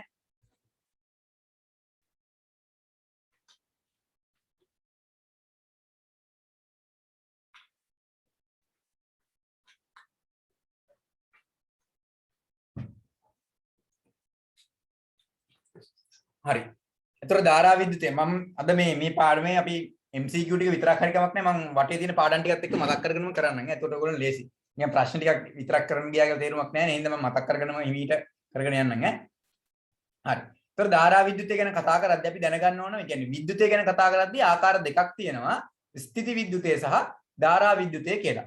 ඒතර ස්ථಿತಿ විද්‍යුතයක් කියන්නේ මොකද්ද? මොකක් හරි වස්තුවක ඇති වෙන ආරෝපණයක්. වස්තුවක් මත ඇති වෙන ආරෝපණයක් නිසා හටගන්න විද්‍යුතය තමයි අපි කියන්නේ ස්ථಿತಿ විද්‍යුතය කියලා. ඒතර ධාරා විද්‍යුතයක් කියලා කියන්නේ ගලාගෙන යන විදුලියක්. සන්නායකයක් තුලින් විදුලිය ගැලීම තමයි අපි කියන්නේ ධාරා විද්‍යුතයක් කියලා. කියන්නේ විද්‍යුතයක් ආරෝපණ ගලාගෙන යෑමක් තමයි ධාරා විද්‍යුතයක් කියලා අපි හඳුන්වන්නේ. සාමාන්‍යයෙන් අපි ධාරා විද්‍යුතය ගැන කතා කරද්දී අපි දැනගන්න ඕන මේ විදිහට ඉලෙක්ට්‍රෝන ධාරාවක් නෙමෙයි ගලාගෙන යන්නේ. ඉලෙක්ට්‍රෝන ධාරාව ගලාගෙන යන්නේ මොකක් මගින්ද කියලා. සාමාන්‍යයෙන් ගලාගෙන යන්නේ මොකක් මගින්ද? සන්නායකයක් මගින්. කියන්නේ සන්නායක කම්බියක් මගින් තමයි මේ විදිහට ඉලෙක්ට්‍රෝන ධාරාව ගලාගෙන යාම සිද්ධ වෙන්නේ. සාමාන්‍යයෙන් අපි සන්නායක විදිහට ගන්නව මොනවද? ලෝහ. ලෝහ සන්නායක විදිහට අපි සලකනවා. ඒතර මෙන්න මේ ලෝහ ගත්තොත් එහෙම ලෝහ සන්නායක විදිහට සලකන්න හේතුව මොකක්ද කියලා ඔයගොල්ලෝගෙන් අහන්න පුළුවන් විභාගෙදී. ලෝහයක් සන්නායකයක් විදිහට සලකන්න හේතුව මොකක්ද කියලා. ඒතර සාමාන්‍යයෙන් ලෝහයක් සන්නායකයක් විදිහට සලකන්න හේතුව තමයි මෙන්න මේ ලෝහවල තියෙනවා ගැලවිලා ඉවත් කරන්න පුළුවන් ඉලෙක්ට්‍රෝන. ලෝහවල තියෙන ගැලවිලා ඉවත් කරන්න පුළුවන් ඉලෙක්ට්‍රෝන අපි හඳුන්වන විශේෂ නමකින් මොන ඉලෙක්ට්‍රෝන කියලාද? මුක්ත ඉලෙක්ට්‍රෝන කියලා. ලෝහවල තියෙන ගැලවිලා ඉවත් කරන්න පුළුවන් ඉලෙක්ට්‍රෝන තියෙනවා. ඔන්න ඔය ලෝහවල තියෙන ගැලවිලා ඉවත් කරන්න පුළුවන් ඉලෙක්ට්‍රෝන අපි හඳුන්වන මොන ඉලෙක්ට්‍රෝන කියලාද? මුක්ත ඉලෙක්ට්‍රෝන කියලා. ඔය මුක්ත ඉලෙක්ට්‍රෝන නිසා තමයි ලෝහයක් සන්නායකයක් විදිහට ක්‍රියාත්මක වෙන්නේ. කියන්නේ ඒකේ ඉලෙක්ට්‍රෝන ගමන් කිරීමේ හැකියාව තියෙන නිසා. හරිනේ. එතකොට මේ ටික පොඩ්ඩක් ඉලෙක්ට්‍රෝන ධාරාව ගලන්නේ කොහෙන්ද කොහොමද සම්මත ධාරාව ගලන්නේ කොහෙන්ද කොහොමද කියන එක ටිකක් පොඩ්ඩක් කියන්නකෝ. හරි. සාමාන්‍යයෙන් ඉලෙක්ට්‍රෝන කියන්නේ ඍණාරෝපිතයිනේ. සාමාන්‍යයෙන් ඍණ කෙනෙක් කැමති කාටද? ඍණාරෝපණ කෙනෙක් කැමති කාටද? ධන කෙනෙක්ටනේ. එහෙනම් ඉලෙක්ට්‍රෝන ධාරාව ගමන් කරන්නේ කොහෙන්ද කොහොමද? ඍණාග්‍රේ ඉඳන් ධනාග්‍රේට. ඉලෙක්ට්‍රෝන ධාරාව ගමන් කරන්නේ ඍණාග්‍රේ ඉඳන් ධනාග්‍රේට. ඉලෙක්ට්‍රෝන ධාරාව ඍණාග්‍රේ ඉඳන් ධනාග්‍රේට ගමන් කරද්දී අපි කියනවා සම්මත ධාරාව ගමන් කරන්නේ කොහෙන්ද කොහොමද? ධනාග්‍රේ ඉඳන් ඍණාග්‍රේට. ඉලෙක්ට්‍රෝන ධාරාව ඍණාග්‍රේ ඉඳන් ධනාග්‍රේට ගමන් කරනකොට සම්මත ධාරාව ගමන් කරනවා ධනාග්‍රේ ඉඳන් ඍණාග්‍රේ දක්වා. හරි. ඊට පස්සේ විද්‍යුත් ධාරාවේ විශාලත්වය මයින්ඩ් අපි පාවිච්චි කරන ඇම්පියර් ධාරා විශාලත්වය පාවිච්චි මයින්ඩ් ගන්න උපකරණ ගත්තොත් එමේ මීටරය සංඛ්‍යාංක මල්ටිමීටර වගේ උපකරණ අපි භාවිතා කරනවා. හරි. ඊට පස්සේ විභවාන්තරයයි විද්‍යුත් ගාමක බලයයි කියන ගැන බැලුවොත් එimhe. ඒතර විභවාන්තරය කියලා කියන්නේ විද්‍යුත් පීඩන අන්තරයකට. සාමාන්‍ය කියන්නේ එක තැන පීඩනය වැඩි තැනක ඉඳන් පීඩනය අඩු තැනකට සාමාන්‍ය ඕන දෙයක් ගමන් කරන්නේ. දැන් වායුව ගත්තොත් එimhe වායුවත් ගමන් කරන්නේ පීඩනය වැඩි තැනක ඉඳන් පීඩනය අඩු තැනකට. ඒ වගේම තමයි විදුලියත් විද්‍යුත් පීඩනය වෙනස තමයි අපි කියන්නේ. ඒතර විද්‍යුත් විභවාන්තරය කියලා. හරි. ඒතර විද්‍යුත් ගාමක බලය කියන්නේ මොකක්ද කියලා බැලුවොත් එහෙම ඍණාග්‍රේ ඉඳන් බාහිර පරිපථයට ඉලෙක්ට්‍රෝන ගමන් කරන්න තියෙන බලය. දැන් ඉලෙක්ට්‍රෝන නිකන් තිබ්බට දැන් අපි වයර් එකක් ගත්තොත් එහෙම වයර් එකේ නිකන් ඉලෙක්ට්‍රෝන තියෙනවා. වයර් එකේ ඉලෙක්ට්‍රෝන තිබ්බ පළියට එකේ කරන්ට් එක ගමන් කිරීමක් වෙන්නේ නැහැනේ. ඒ ඉලෙක්ට්‍රෝන ගමන් කරන අපි බලයක් දෙන්න ඕනේ. දැන් අපි උදාහරණයක් විදිහට ගත්තොත් එහෙම වතුර බටයක වතුර තියෙනවා. වතුර තිබ්බට ඒකේ වතුර ගලාගෙන යන්නේ නැහැනේ. වතුර ගලාගෙන යන්න එක පැත්තකින් අපි මේ බලයක් දෙන්න ඕනේ. ඒ වගේම තමයි මේකෙදිත් එක පැත්තකින් බලයක් දෙන්න ඕනේ. ඔය ලබා දෙන බලය ඉලෙක්ට්‍රෝන ගමන් කරන ලබා දෙන බලය අපි හඳුන්වනවා මොනවද? විද්‍යුත් ගාමක බලය කියලා. ඒතර විද්‍යුත් ගාමක බලය අපි මයින්නේ වෝල්ට් වලින් වෝල්ටිමීටරෙන් එක මයින්න පුළුවන්. හරි. ඊපස්සේ මෙන්න මේක තමයි ඕම් නියමය. මේ ගැන තමයි අපෙන් අහලා තියෙන්නේ. සන්නායකයක් තුලින් ගලන ධාරාවයි සන්නායකයේ දෙකලවර විභවාන්තරය අතර සම්බන්ධතාවය. හරි. ඕම් කියන විද්‍යාඥයා පරීක්ෂණයක් පවත්වලා කියනවා සන්නායකයක උෂ්ණත්වය නියත විට. මොකද්ද? සන්නායකයක් අරගෙන මෙන්න මේකේ උෂ්ණත්වය නියතව තියෙනකොට සන්නායකයක උෂ්ණත්වය නියත විට සන්නායකය තුලින් ගලන ධාරාව. සන්නායකයේ තුලින් උෂ්ණත්වය නියත අවස්ථාවේ ධාරාවක් ගලන්න අපිට සාධාරණ පුළුවන්. සන්නායකයේ තුලින් ගලන ධාරාව දෙකලවර විභවාන්තරයට අනුලෝමව සමානුපාතිකයි කියලා කියනවා. එතකොට ඔන්න ඔය ඕම් නියමය මතක තියාගන්න ඕනේ. මොකද ඕම් නියමයෙන් කියවෙන්නේ සන්නායකයක උෂ්ණත්වය නියත විට සන්නායකයේ ගලන ධාරාව දෙකලවර තියෙන විභවාන්තරයට අනුලෝමව සමානුපාතිකයි. ඒක මතක තියාගන්න. සන්නායකයක උෂ්ණත්වය නියත විට සන්නායකයක් තුලින් ගලන ධාරාව දෙකලවර විභවාන්තරයට අනුලෝමව සමානුපාතිකයි. ඒතර අපි ප්‍රශ්නෙන් අහන්නේ ඔය වගේ එකක් තමයි. ඒතර ප්‍රශ්නෙට උත්තරය වෙන්න ඕනත් ඔය වගේ පිළිතුරක්ම තමයි. මෙන්න මෙතන තියෙනවා විභවාන්තරයේ නියත උෂ්ණත්වයේ නියත අවස්ථාවේදී විභවාන්තරය වැඩි කරගෙන ගිහිල්ලා තියෙනවා. මම පොඩ්ඩක් පැහැදිලිව ඇඳලා පෙන්නන්න. මෙන්න මෙතන බිඳුවෙන් පටන් ගන්න මෙන්න විභවාන්තරය ටික ටික වැඩි කරගෙන යනවා. විභවාන්තරය වැඩි කරගෙන යද්දි මෙතන ධාරාවත් මොකද්ද වෙන්නේ? ධාරාවත් මෙන්න ටික ටික වැඩි වෙලා කියලා තියෙනවා. කියන්නේ මෙන්න අනුලෝම සමානුපාතිකයක් තමයි ඇවිල්ලා තියෙන්නේ මෙතනදී. ඒ කියන්නේ සන්නායක හොඳට මතක තියාගන්න ඕම් නියමයෙන් කියවෙන්නේ මොකද්ද? සන්නායකයක උෂ්ණත්වය නියත විට එම සන්නායකය තුලින් ගන්න ධාරාව දෙකලවර විභවාන්තරයට අනුලෝම සමානුපාතිකයි. ධාරාව දෙකලවර විභවාන්තරයට අනුලෝම සමානුපාතිකයි කියලා අපට ගන්න පුළුවන්. හරි. ඒතර මේකෙදි මතක තියාගන්න සමීකරණයක් තියෙනවා v = ir කියන සමීකරණය. ඒ වගේම v බෙදීම i = r. A උක්ත කිරීමක්නේ. v = ir කියන සමීකරණය මතක තියාගන්න. හරි. ඊට පස්සේ අපිට තියෙන්නේ ඔකෙදී ප්‍රතිරෝධය ගැන. මම ප්‍රතිරෝධය ගැන කියලා දෙන්නම්. මේකේ තව ප්‍රශ්නයක් තියෙනවා ප්‍රතිරෝධ සම්බන්ධව. එතනදී ප්‍රතිරෝධය ගැන කියලා දෙන්නම් ඈ. හරි. ඒතර දැනට කතා කරපු කොටස් ටික මතක තියාගන්න. අපි ඒතර කතා කරා මොනවද මේ ඕම් නියමය ගැන කතා කරා, විභවාන්තරයක් ගැන කතා කරා, ඊට පස්සේ ධාරාව ගැන කතා කරා. ඒ වගේම තමයි එතකොට ස්ථಿತಿ විද්‍යුතය සහ ධාරා විද්‍යුතය කියන්නේ මොකක්ද කියලා කතා කරා. ඒතර ඔකෙන් වැදගත්ම දේ තමයි මෙන්න මේ කියන ඕම් නියමය. ඕම් නියමයෙන් කියවෙන්නේ මොකද්ද? ඕම් නියමයෙන් කියවෙන්නේ සන්නායකයක උෂ්ණත්වය නියත විට. අයි මේ උෂ්ණත්වය නියතයි කියලා කියන්නේ. උෂ්ණත්වය වෙනස් වුණොත් එimhe මේ ප්‍රතිරෝධය වෙනස් වෙන්න පුළුවන් ඒකයි ඈ. ඒතර සන්නායකයක උෂ්ණත්වය නියත විට සන්නායකය තුලින් ගන්න ධාරාව දෙකලවර විභවාන්තරයට අනුලෝමව සමානුපාතිකයි කියලා අපට කියන්න පුළුවන්. ඒක ඒතර හොඳට මතක තියාගන්න. හරි. අපි යමු ඊළඟ කොටසට. හරි. එතකොට මේකට උත්තර වෙන්න ඕන අංක 1. අංක 4 නෙමෙයි අංක 1 තමයි නිවැරදි උත්තර වෙන්නේ මෙන්න මේක. අංක 1. 10 වෙනි ප්‍රශ්නේ උත්තර වෙන්න අංක 1.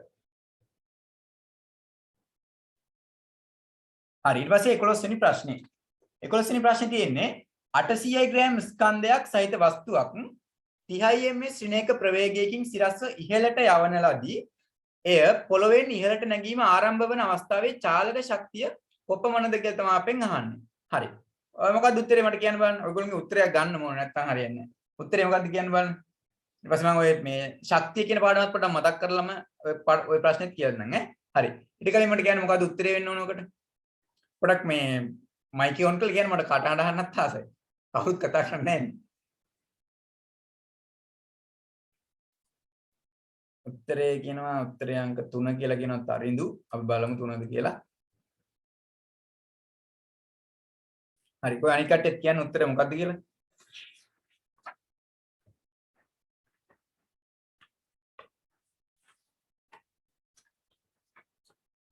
අනික් කට්ටිය නැද්ද නිදිද උදේම හින්දා? සාමාන්‍යයෙන් ගෙදරදී නිදා ගන්නව නේද මේ 10 වෙනකම්.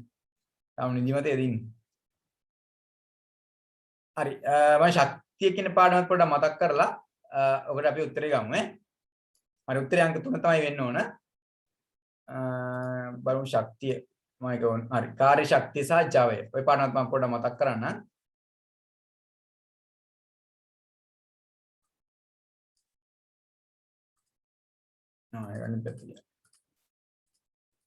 හරි. ඒතර කාර්ය ශක්තිය ජවය ගැන කතා කරද්දී අපි ඉස්සරම බලන්න ඕන කාර්යයක් කියන්නේ මොකක්ද කියලා. කාර්යයක් කියන්නේ මොකද්ද? කාර්යයක් කියලා අපි හඳුන්වන්නේ සාමාන්‍යයෙන් කිසියම් වස්තුවක් මත බලයක් යටතේ ඒකේ පිහිටීමේ වෙනසක් වුණා නම් හරි හැඩයේ වෙනසක් වුණා නම් හරි අපි කියනවා දැන්දී කාර්යයක් සිද්ධ වෙලා තියෙනවා කියලා. මොකද්ද? අපි කිසියම් දෙයකට බලයක් යොදපුවාම අපි මොකක් හරි වස්තුවකට බලයක් යොදපුවාම ඒ වස්තුවේ පිහිටීම වෙනස් වෙලා තියෙනවා නම් හරි නැත්නම් ඒ වස්තුවේ හැඩය වෙනස් වෙලා තියෙනවා නම් හරි අපි හඳුන්වන්නේ මොකක් කියලා කියනවද? පිහිටීමේ වෙනසක් නිසා හරි හැඩයේ වෙනසක් නිසා හරි අදාළ වස්තුවේ කාර්යයක් සිද්ධ වෙනවා කියලා අපිට කියන්න පුළුවන්. ඒකට කාර්ය කියන එක හොයන්න තියෙන සූත්‍රය තමයි කාර්ය සමානයි බලය වැඩි කිරීම බලයේ දිශාවට සිද්ධ වෙච්ච විස්ථාපනය. කාර්ය වෙන සූත්‍රය තමයි බලය වැඩි කිරීම බලයේ දිශාවට සිද්ධ වෙච්ච විස්ථාපනය. බලය වැඩි කිරීම බලයේ දිශාවට සිද්ධ වෙච්ච විස්ථාපනය. හරි. එතකොට අපි ගත්තොත් එහෙනම් සාමාන්‍යයෙන් මේ කාර්ය මනින්නේ මොන වගේද? ජූල් වලින්. ජූල් වලින් තමයි අපි කාර්ය මනින්නේ. ඒකත් මතක තියාගන්න. හරි. ඊපස්සේ ශක්තිය කියන එක බැලුවොත් එහෙම සාමාන්‍යයෙන් ශක්තිය කියලා කියන්නේ අපිට කාර්යයක් කරන්න තියෙන හැකියාව. ශක්තියක් කියන්නේ මොකද්ද? අපි කාර්යයක් කියලා කියන්නේ මොකක් හරි වස්තුවකට බලයක් යොදලා ඒකේ පිහිටීමේ හරි හැඩේ හරි වෙනසක් කරගන්න එකනේ. ඔය පිහිටීමේ හරි හැඩේ හරි වෙනසක් කරගන්නට අපිට තියෙන ඕන මොකද්ද? හැකියාවක් තියෙන්න එපයි. ඔනේ ශක්තිය කියලා අපි හඳුන්වන්නේ. ඒකට කාර්ය කිරීමේ හැකියාව. ඒතර කාර්ය කිරීමේ හැකියාවමයිනෙත් අපි ජූල් වලින්ම තමයි ඈ. කාර්ය කිරීමේ හැකියාව නැත්නම් ශක්තියමයිනෙත් අපි ජූල් වලින්ම තමයි. එතකොට මේ ශක්තිය කාර්ය කිරීමේ හැකියාව ශක්තිය ආකාර විවිධ ආකාරයේ ශක්තිය ගැන අපි කතා කරනවා. එතකොට ප්‍රධාන වශයෙන් ඔය තාප ශක්තිය, විද්‍යුත් ශක්තිය, ඊට පස්සේ චුම්බක ශක්තිය, යාන්ත්‍රික ශක්තිය, ආලෝක ශක්තිය, ධ්වනි ශක්තිය වගේ විවිධ ශක්තිය ආකාර ගැන අපි කතා කරනවා. එතකොට අපි මේ පාඩමේදී ප්‍රධාන වශයෙන්ම කතා කරන්නේ කියන්නේ මෙන්න මේ ශක්තිය. විභව ශක්තිය සහ චාලක ශක්තිය ගැන තමයි මේ පාඩමේදී අපි කතා කරන්නේ. එතකොට චාලක ශක්තිය ගත්තොත් එහෙම කිසියම් වස්තුවක චලනය නිසා ඇතිවන ශක්තිය තමයි චාලක ශක්තිය කියලා අපි හඳුන්වන්නේ. එතකොට චාලක ශක්තියේ සූත්‍රය ඔයගොල්ලෝ මතක තියාගන්න ඕන. භාගයක් mv වර්ගය. ek චාලක ශක්තිය සමානයි මොකටද? භාගයක් mv වර්ගය. m කියලා කියන්නේ මොකද්ද? ස්කන්ධය. v කියලා කියන්නේ ප්‍රවේගයේ වර්ගය. හරි. මෙන්න මේකෙන් අපිට අර ප්‍රශ්නෙට උත්තරය ගන්න පුළුවන්. මම විභව ශක්තිය ගැනත් පොඩ්ඩක් කියලාම ඉන්නම් ඔයත් එක්කම. හරි. එතකොට චාලක ශක්තිය කියන්නේ මොකද්ද?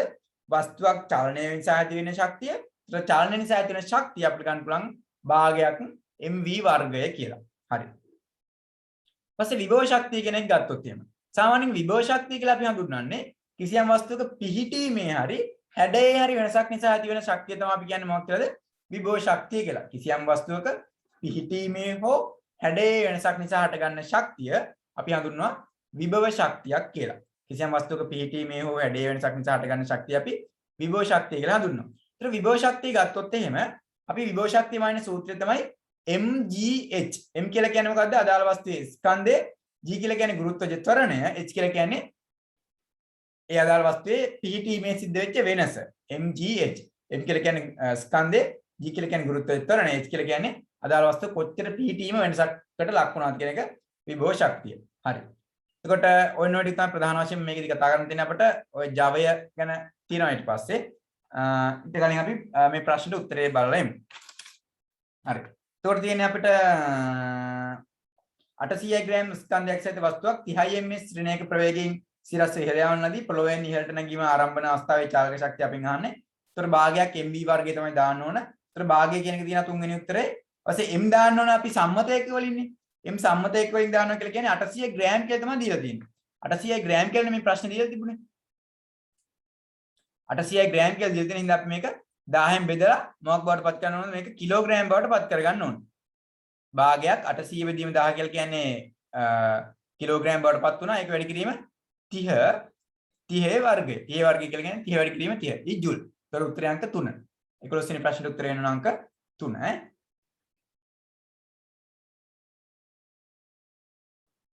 හරි. ඊට පස්සේ අපි යමු 12 වෙනි ප්‍රශ්නෙට. හරි. 12 වෙනි ප්‍රශ්නේ ගැන ප්‍රශ්නේ උත්තරේ මොකක්ද කියන්නේ ඊට කලින්? 12 වෙනි ප්‍රශ්නේ මොකක්ද උත්තරේ වෙන්න ඕනේ? 12 වෙනි ප්‍රශ්නේ උත්තරේ කියන්නේ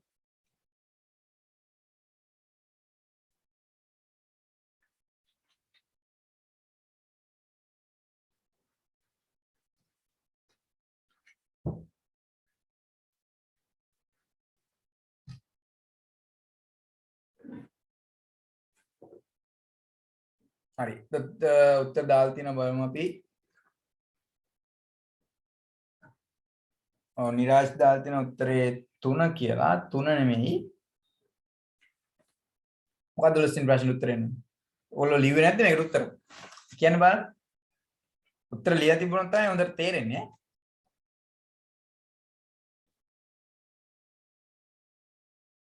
ඈ. හරි මොකක්ද 12 වෙනි ප්‍රශ්නේ උත්තරේ? හරි ලියුවක තරිදු දාලා තියෙන උත්තරේ අංක 1 කියලා. ඔව් උත්තරේ අංක 1 තමයි වෙන්න ඕනේ ඈ. හරි. හරි අපි මම පොඩක් අර ප්‍රතිරෝධය ගැනත් කියලා දෙන්නම් ඊට පස්සේ අපි බලමු උකට උත්තරය. උත්තරය අංක 1 වෙන්න ඕනේ. හරි. ප්‍රතිරෝධය ගැන අපි පොඩක් බලලා ඊට පස්සේ කතා කරමු ඉතින්. හරි. සන්නායකයක ප්‍රතිරෝධය කෙරෙහි බලපාන සාධක. සාමාන්‍යයෙන් මම මේක පොඩක් ඉක්මනට කියලා යනවා මේ ඔක්කොම නිකන් පාඩම ඔක්කොම කරන්න බැරි හින්දා. හරි. તો සාමාන්‍ය සන්නායකයක ප්‍රතිරෝධය කෙරෙහි රඳාපවතින සාධක තුනක් තියෙනවා. ඒ තමයි සන්නායකයක හරස්කඩ වර්ගඵලය, පස්සේ සන්නායක වැල්ලේ දිග සහ සන්නායක හැදලා තියෙන ද්‍රව්‍ය. සාමාන්‍ය සන්නායක හරස්කඩ වර්ගඵලය වැඩි වෙන්න ප්‍රතිරෝධය අඩු වෙනවා. ඒ කියන්නේ අපි දැන් හිතන්නකො ලොකු බටයක් තියෙනවා සහ පොඩි බටයක් තියෙනවා කියලා. ලොකු බටයකින් නම් හොඳට වතුර ගමන් කරනවනේ එහා පැත්තට. ඔය පොඩි බටයක් නම් තියෙන එකේ වතුර හිමීට තමයි ගමන් කරන්නේ. එන්නේ වගේ සංකල්පයක් තමයි උතන තියෙන්නේ. එතකොට සන්නායකයක හරස්කඩ වර්ගඵලය වැඩි වෙන්න ප්‍රතිරෝධය අඩු වෙනවා. නෑ. සන්නායක හරස්කඩ වර්ගඵලයේ වැඩි වෙනකොට ප්‍රතිරෝධය අඩු වෙනවා. කියන්නේ ප්‍රතිරෝධය කියන්නේ ගමන් කරන තියෙන බාධාවනේ. බාධාව අඩු වෙනවා. කියන්නේ හරස්කඩ වර්ගඵලයේ වැඩි වෙන තියෙන බාධාව අඩු වෙනවා. සන්නායක වලේ දිග. සාමාන්‍යයෙන් අපි ඔකට ගත්තොත් එහෙනම් උදාහරණයක් විදිහට අපිට මීටර් 100 දුවන්නක් තියෙනවා මීටර් 1000 දුවන්නක් තියෙනවා. මීටර් 100 දුවන්න පුළුවන් ටක් ගා දුව ගන්න පුළුවන් ඉක්මනට. ප්‍රතිරෝධය ටිකක් අඩුයි. ඔය මීටර් 1000ක් විතර දුවද්දි කොහොමද? නිකන් අමාරුනේ මහන්සි වැඩිනේ. ඒ වගේ සංකල්පයක් තමයි උතන තියෙන්නේ. සන්නායකයේ දිග වැඩි වෙන්න ප්‍රතිරෝධය උතනදී වැඩිවීමක් සිද්ධ වෙනවා. හරිනේ. ඊපස්සේ සන්නායක හැදලා තියෙන ද්‍රව්‍ය එක් සාමාන්‍ය අදාළ සන්නායක හැදලා තියෙන වගේ ප්‍රතිරෝධකතාවය මත වෙනස් වෙනවා. හරි. ඊපස්සේ ප්‍රතිරෝධක ගැන කතා කරත් එහෙනම් අපි ප්‍රතිරෝධක කතා කරනවා මේ ස්ථීර ප්‍රතිරෝධක තියෙනවා ඊට පස්සේ විචල්්‍ය ප්‍රතිරෝධක තියෙනවා ආලෝක සංවේදී ප්‍රතිරෝධක තියෙනවා මෙන්න මේ වගේ සංකේත ඔයගොල්ලෝ මතක තියාගන්න ඕනේ. ප්‍රතිරෝධක වල සංකේත ටික මතක තියාගන්න මෙන්න මේ සංකේත. ඊපස්සේ ස්ථීර ප්‍රතිරෝධක ගත්තොත් එහෙනම් අපි ස්ථීර ප්‍රතිරෝධයක් මෙන්න මේ විදිහට තමයි සංකේත කරන්නේ. ස්ථීර ප්‍රතිරෝධක වර්ණ කේත ක්‍රමය කියලා කේත ක්‍රමයක් තියෙන ඒක නම් දැන් මම මතක් කරන්නේ නැහැ ටිකක් වෙලා යනවා ඒක කියලා දෙන්න. අපි මේ වගේ ප්‍රශ්නයක් හම්බුනොත් බලමු මේ වගේ ප්‍රශ්නයක් තියෙදි කියලා තිබුණොත් බලමු. මම ප්‍රධාන වශයෙන් මේ ප්‍රතිරෝධක පද්ධති ගැන තමයි කතා කරලා කියලා දෙන්නේ අද. ඒතකොට ප්‍රතිරෝධක පද්ධති. අපි ප්‍රතිරෝධක පද්ධති ආකාර දෙකක් ගැන කතා කරනවා. පළවෙනි තමයි ශ්‍රේණිගත ප්‍රතිරෝධක පද්ධති සහ ඊළඟ තමයි සමාන්තරගත ප්‍රතිරෝධක පද්ධති. ඒත් ශ්‍රේණිගත ප්‍රතිරෝධක පද්ධතියක් ගත්තොත් එහෙම අපිට ඒකේ ප්‍රතිරෝධය කෙලින්ම එකතු කරලා ගන්න පුළුවන්. ඒ කියන්නේ R1 R සමක කියන්නේ සමානයි R1 ධන R2 ධන R3 කියලා ගන්න පුළුවන් අපිට ශ්‍රේණිගත ප්‍රතිරෝධක පද්ධතියක ප්‍රතිරෝධය. ඊපස්සේ සමාන්තරගත ප්‍රතිරෝධයේ ප්‍රතිරෝධය ගත්තොත් එහෙම සාමාන්‍යයෙන් අපිට එහෙම කෙලින්ම ගන්න බෑ. එකයට R සමක කියන්නේ සමානයි එකයට R1 ධන එකයට R2 ධන එකයට R3 කියලා තමයි අපිට ගන්න පුළුවන් වෙන්නේ. හරි මම පොඩි උදාහරණයකුත් එක්ක මොකක් කියලා දෙන්නම්. හරි. අපිට සාමාන්‍යයෙන් ශ්‍රේණිගත ප්‍රතිරෝධයක් තිබුණොත් එහෙම කියලා හිතන්න. ඒ කියන්නේ මෙන්න මෙහෙම දිගට තියෙනවා. මෙහෙම එකයි ඊට පස්සේ මෙන්න මෙහෙම. හරි. මම අර ගානේ තියෙන එකම අරන් කියලා දෙන්න. හරි. ඒ ගානේ තියෙන එතකොට 12යි 6යි. මෙන්න ශ්‍රේණිගත විදිහට තමයි මම මේක හැදුවේ. මෙන්න 12යි මෙතන 6යි තියෙනවා. 12යි ඕම් සහ 6යි ඕම් කියලා තියෙනවා. හරි. දැන් මේක ශ්‍රේණිගත එකක් නේ. අපිට මේ ශ්‍රේණිගත එකේ ප්‍රතිරෝධය ගණනය කරන්න පුළුවන් කොහොමද? මේ ශ්‍රේණිගත එකේ ප්‍රතිරෝධය ගණනය කරන්න පුළුවන් කෙලිම මේවා ටික එකතු කරලා. ඒ කියන්නේ R සමක ප්‍රතිරෝධය සමානයි R1 ධන R2 කියලා අපිට ලියන්න පුළුවන්. ඒ කියන්නේ R1 කියන්නේ 12යි R2 කියන්නේ 6යි 12 ධන 6 කියලා කියන්නේ 18යි කියලා අපිට ගන්න පුළුවන්. 18යි ඕම් කියලා අපිට ගන්න පුළුවන්. මේක මොකක් කරන්නද? මේක ශ්‍රේණිගත ප්‍රතිරෝධ පද්ධතියක් නේ. හැබැයි ඔකේ අපිට මේ රූපේ දීලා තියෙන්නේ සමාන්තරගත ප්‍රතිරෝධ පද්ධතියක් නේ. සමාන්තරගත ප්‍රතිරෝධ පද්ධතිය අපිට ওই විදිහට හදන්න බෑ. හරි. සමාන්තරගතයි කියලා මේක වෙනස් කරන සමාන්තරගත එකට සමාන්තරගත එකක් තිබ්බොත් එහෙනම් අපිට ඕම හදන්න බෑ. ඒකට පොඩ්ඩක් වෙනස් ක්‍රමයක් තමයි තියෙන්නේ. මෙහෙමනේ ඔකේ තියෙන්නේ. මෙහෙම උඩින් තියනවා කීයක්ද 12ක්. යටින් තියනවා කීයක්ද 6ක්. හරි. සමාන්තරගත ප්‍රතිරෝධයක 1යට R සමක කියලා තමයි සූත්‍රයේ තියෙන්නේ. 1යට R සමක කියන එක සමානයි මොකටද 1යට R1 ධන 1යට R2ට. හරි. කොහොමද තමයි අපි සමාන්තරගත ප්‍රතිරෝධය කියන්නේ මොකද්ද? සමාන්තරගත එක්ක අපි සමක ප්‍රතිරෝධය හොයන්නේ මෙන්න මේ සූත්‍රයෙන්. එතකොට අපි 1යට R සමක කියන එක හොයා ගන්නවා. R1 වෙනුවට අපිට දාන්න පුළුවන් කීයයි කියලාද? R1 වෙනුවට දානවම 12යි කියලා. ඊපස්සේ R2 වෙනුවට දානවම 6යි කියලා. R2 වෙනුවටම දානවා 6යි කියලා. R1 දැම්ම 12යි R2 දැම්ම 6යි. දැන් මේක සුළු කරලා අපි ගන්න ඕන අගයක්. හරි. දැන් මේක සුළු කරනවා කියන්නේ දැන් භාග සුළු කිරීමක් නේ. භාග සුළු කිරීම ඒගොල්ලෝ දැනගන්න ඕන. මේකේ පොදු පදේ අපි ගන්න ඕනේ. කියන්නේ 12ක අපිට ගන්න පුළුවන් පොදු පදේ විදිහට. ඒතර 12 කියන එක යටට ගත්තොත් එහෙම මෙතන අපිට 1 කියලා ගන්න පුළුවන්. මෙතන ගන්න පුළුවන් කීයයි කියලා 2යි කිය. එතකොට 1යට R කියන එක සමානයි. 1යට R සමක කියන එක සමානයි 3 බෙදීම 12. අපිට ඕනේ 1යට R රගය නෙමෙයිනේ. අපිට ඕනේ R රගය. අපිට ඕනේ 1යට R රගය නෙමෙයි R රගය. R රගය ගන්න මේක අපි උඩයට මාරු කරනවා. දැන් මේ 1යට R තමයි සමාන වෙන්නේ 1/3 කියන්නේ 1/2 කියන්නේ 3යි නෝ මේක එහෙම ලියන්න. 3 බෙදීම 12ට සමාන වෙන්නේ මොකද්ද? 1යට R සමක කියන එක. 1යට R රගය තමයි අපි කියන්නේ මොකක් කියලාද? 3 බෙදීම 12යි කියලා. ඒතර අපිට R රගය හොයාගන්න මේක උඩයට මාරු කරන්න ඕන. උඩයට මාරු කරනවා කියලා කියන්නේ මොකද්ද? 12 බෙදීම 3යි. 12 බෙදීම 3යි කියලා කියන්නේ උත්තරේ ලැබෙනවා අපිට 4යි කියලා. ඒතර ඒ තමයි උත්තරේ වෙන්න ඕනේ. හරි පැහැදිලිනේ එතකොට සමාන්තරගත සහ ශ්‍රේණිගත ප්‍රතිරෝධය හදද්දී ඔන්න ඕක මතක තියාගන්න. ශ්‍රේණිගත නම් අපි කෙලින්ම R1 ධන R2 කියලා ගන්නවා. සමාන්තරගත නම් 1යට R එක තමයි අපි ගන්න ඕන ප්‍රතිරෝධයක් ගන්න. සමග ප්‍රතිරෝධය ගන්න. හරි. ඔය මොකක්ද අඩුපාඩුවක් තියෙනවා ඉක්මන හදාගන්න අපි ඊළඟ ප්‍රශ්නෙට යමු.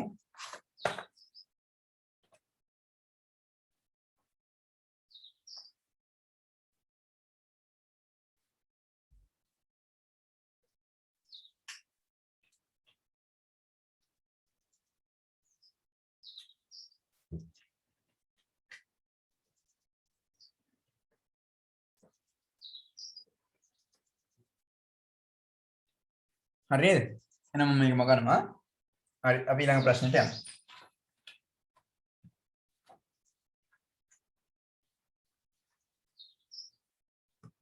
හරි ඊළඟ ප්‍රශ්නේ ගියොත් එහෙනම් පොඩ්ඩක් නෝට් ෂෙයා කරගන්නකම්.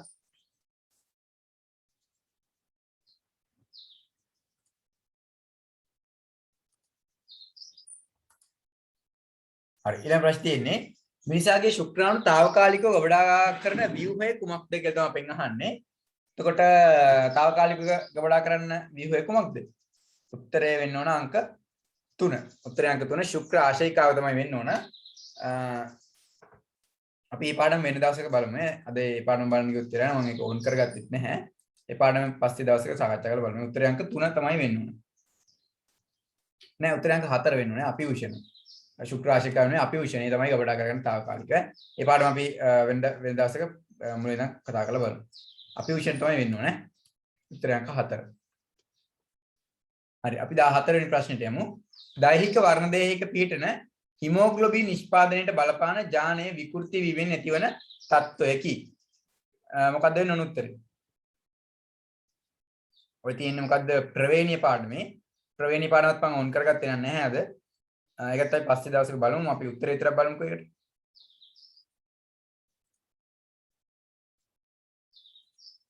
උත්තරේ කියනවා තැලමීසියාව කියලා. ඔව් තැලමීසියාව තමයි නිවැරදි පිළිතුර වෙන්න ඕන. දෛහික වර්ණ දේහික පිහිටන හිමෝග්ලොබින් නිෂ්පාදනයට බලපාන ජානයේ විකෘති වීමෙන් ඇතිවන තත්ත්වය තමයි තැලමීසියාව. තැලමීසියාව කියන රෝගය තමයි ඇති. අපි මේ පාඩම් දෙක බලමු. මම අද වෙලා තිබුණොත් බලමු. නැතුනොත් අපි වෙන දවසක ඒක ආයෙත් සාකච්ඡා කරලා බලමු. සාමාන්‍යයෙන් ප්‍රවේණී පාඩමෙම හොඳට මේ පාඩම් දෙකම ප්‍රජානන පාඩමයි ප්‍රවේණී පාඩමයි හොඳට පාඩම් කරලා තියාගන්න ඕන. මොකද ඒකෙන් ටිකක් අමාරු කියන්නේ ඒකේ තම විෂය කරුණු ටිකක් වැඩිනේ. ඉතින් අම්පතක වෙන්න පුළුවන් ඒක හොඳට බලන්න ඕන පාඩමක් ඈ. හරි. ඊපස්සේ දිනවා 15 වෙනි ප්‍රශ්නේ. පෘෂ්ඨවංශීන්ට පරිණාමික බඳුතා පෙන්වන සත්ත්ව කාණ්ඩයකට අයත් සතුන් දෙදෙනෙකු අයත් පිළිතුර තෝරන්න එක තමයි කියන්නේ. හරි. අපි දැන් ආකාර දෙකක් තියෙනවානේ පෘෂ්ඨවංශීන් සහ අපෘෂ්ඨවංශීන් කියලා. හරි. ඔකෙන් පෘෂ්ඨවංශීන්ට පරිණාමික බඳුතා පෙන්වන සත්ත්ව කාණ්ඩයට අයත් සතුන් දෙදෙනෙක් ආදී පිළිතුර තමයි අපෙන් අහන්නේ. හරි. මොකද්ද වෙන්න ඕන උත්තරේ? හරි ඊට කලින් මට කියන්න බලන්න මේ පෘෂ්ඨවංශීන්ට පරිණාමික බඳුතා තියෙන කාගේද?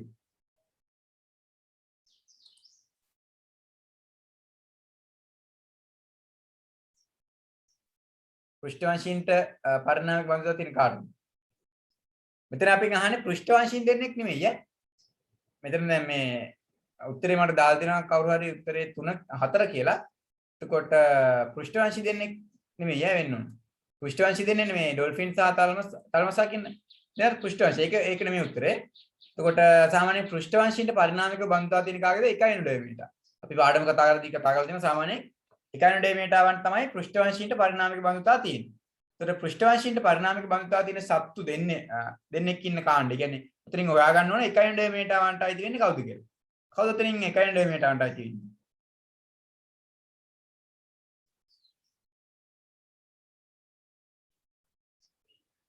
ඔව් තුන්වෙනි එක තමයි උත්තර වෙන්න ඕන. ඉකිරියා සහ පසඟිල්ලා 1 ඩෙමිටාවන්ට සාමාන්‍යයෙන් අයිති වෙනවා. එතකොට ඒක තමයි උත්තරේ වෙන්න ඕන අංක 3. 15 කට උත්තරේ අංක 3. හරි. එතකොට පොඩ්ඩක් ඉන්න මම මේ පාඩම පොඩ්ඩක් ඕන මතක් කරන්නම්. මට ඒක ෂෙයා කරගන්න ඕන පොඩ්ඩක් ඉන්න. ඒ වර්ග ටික මම පොඩ්ඩක් මතක් කරන්න විනාඩියක් දෙන්න මම ෂෙයා කරගන්නකම්.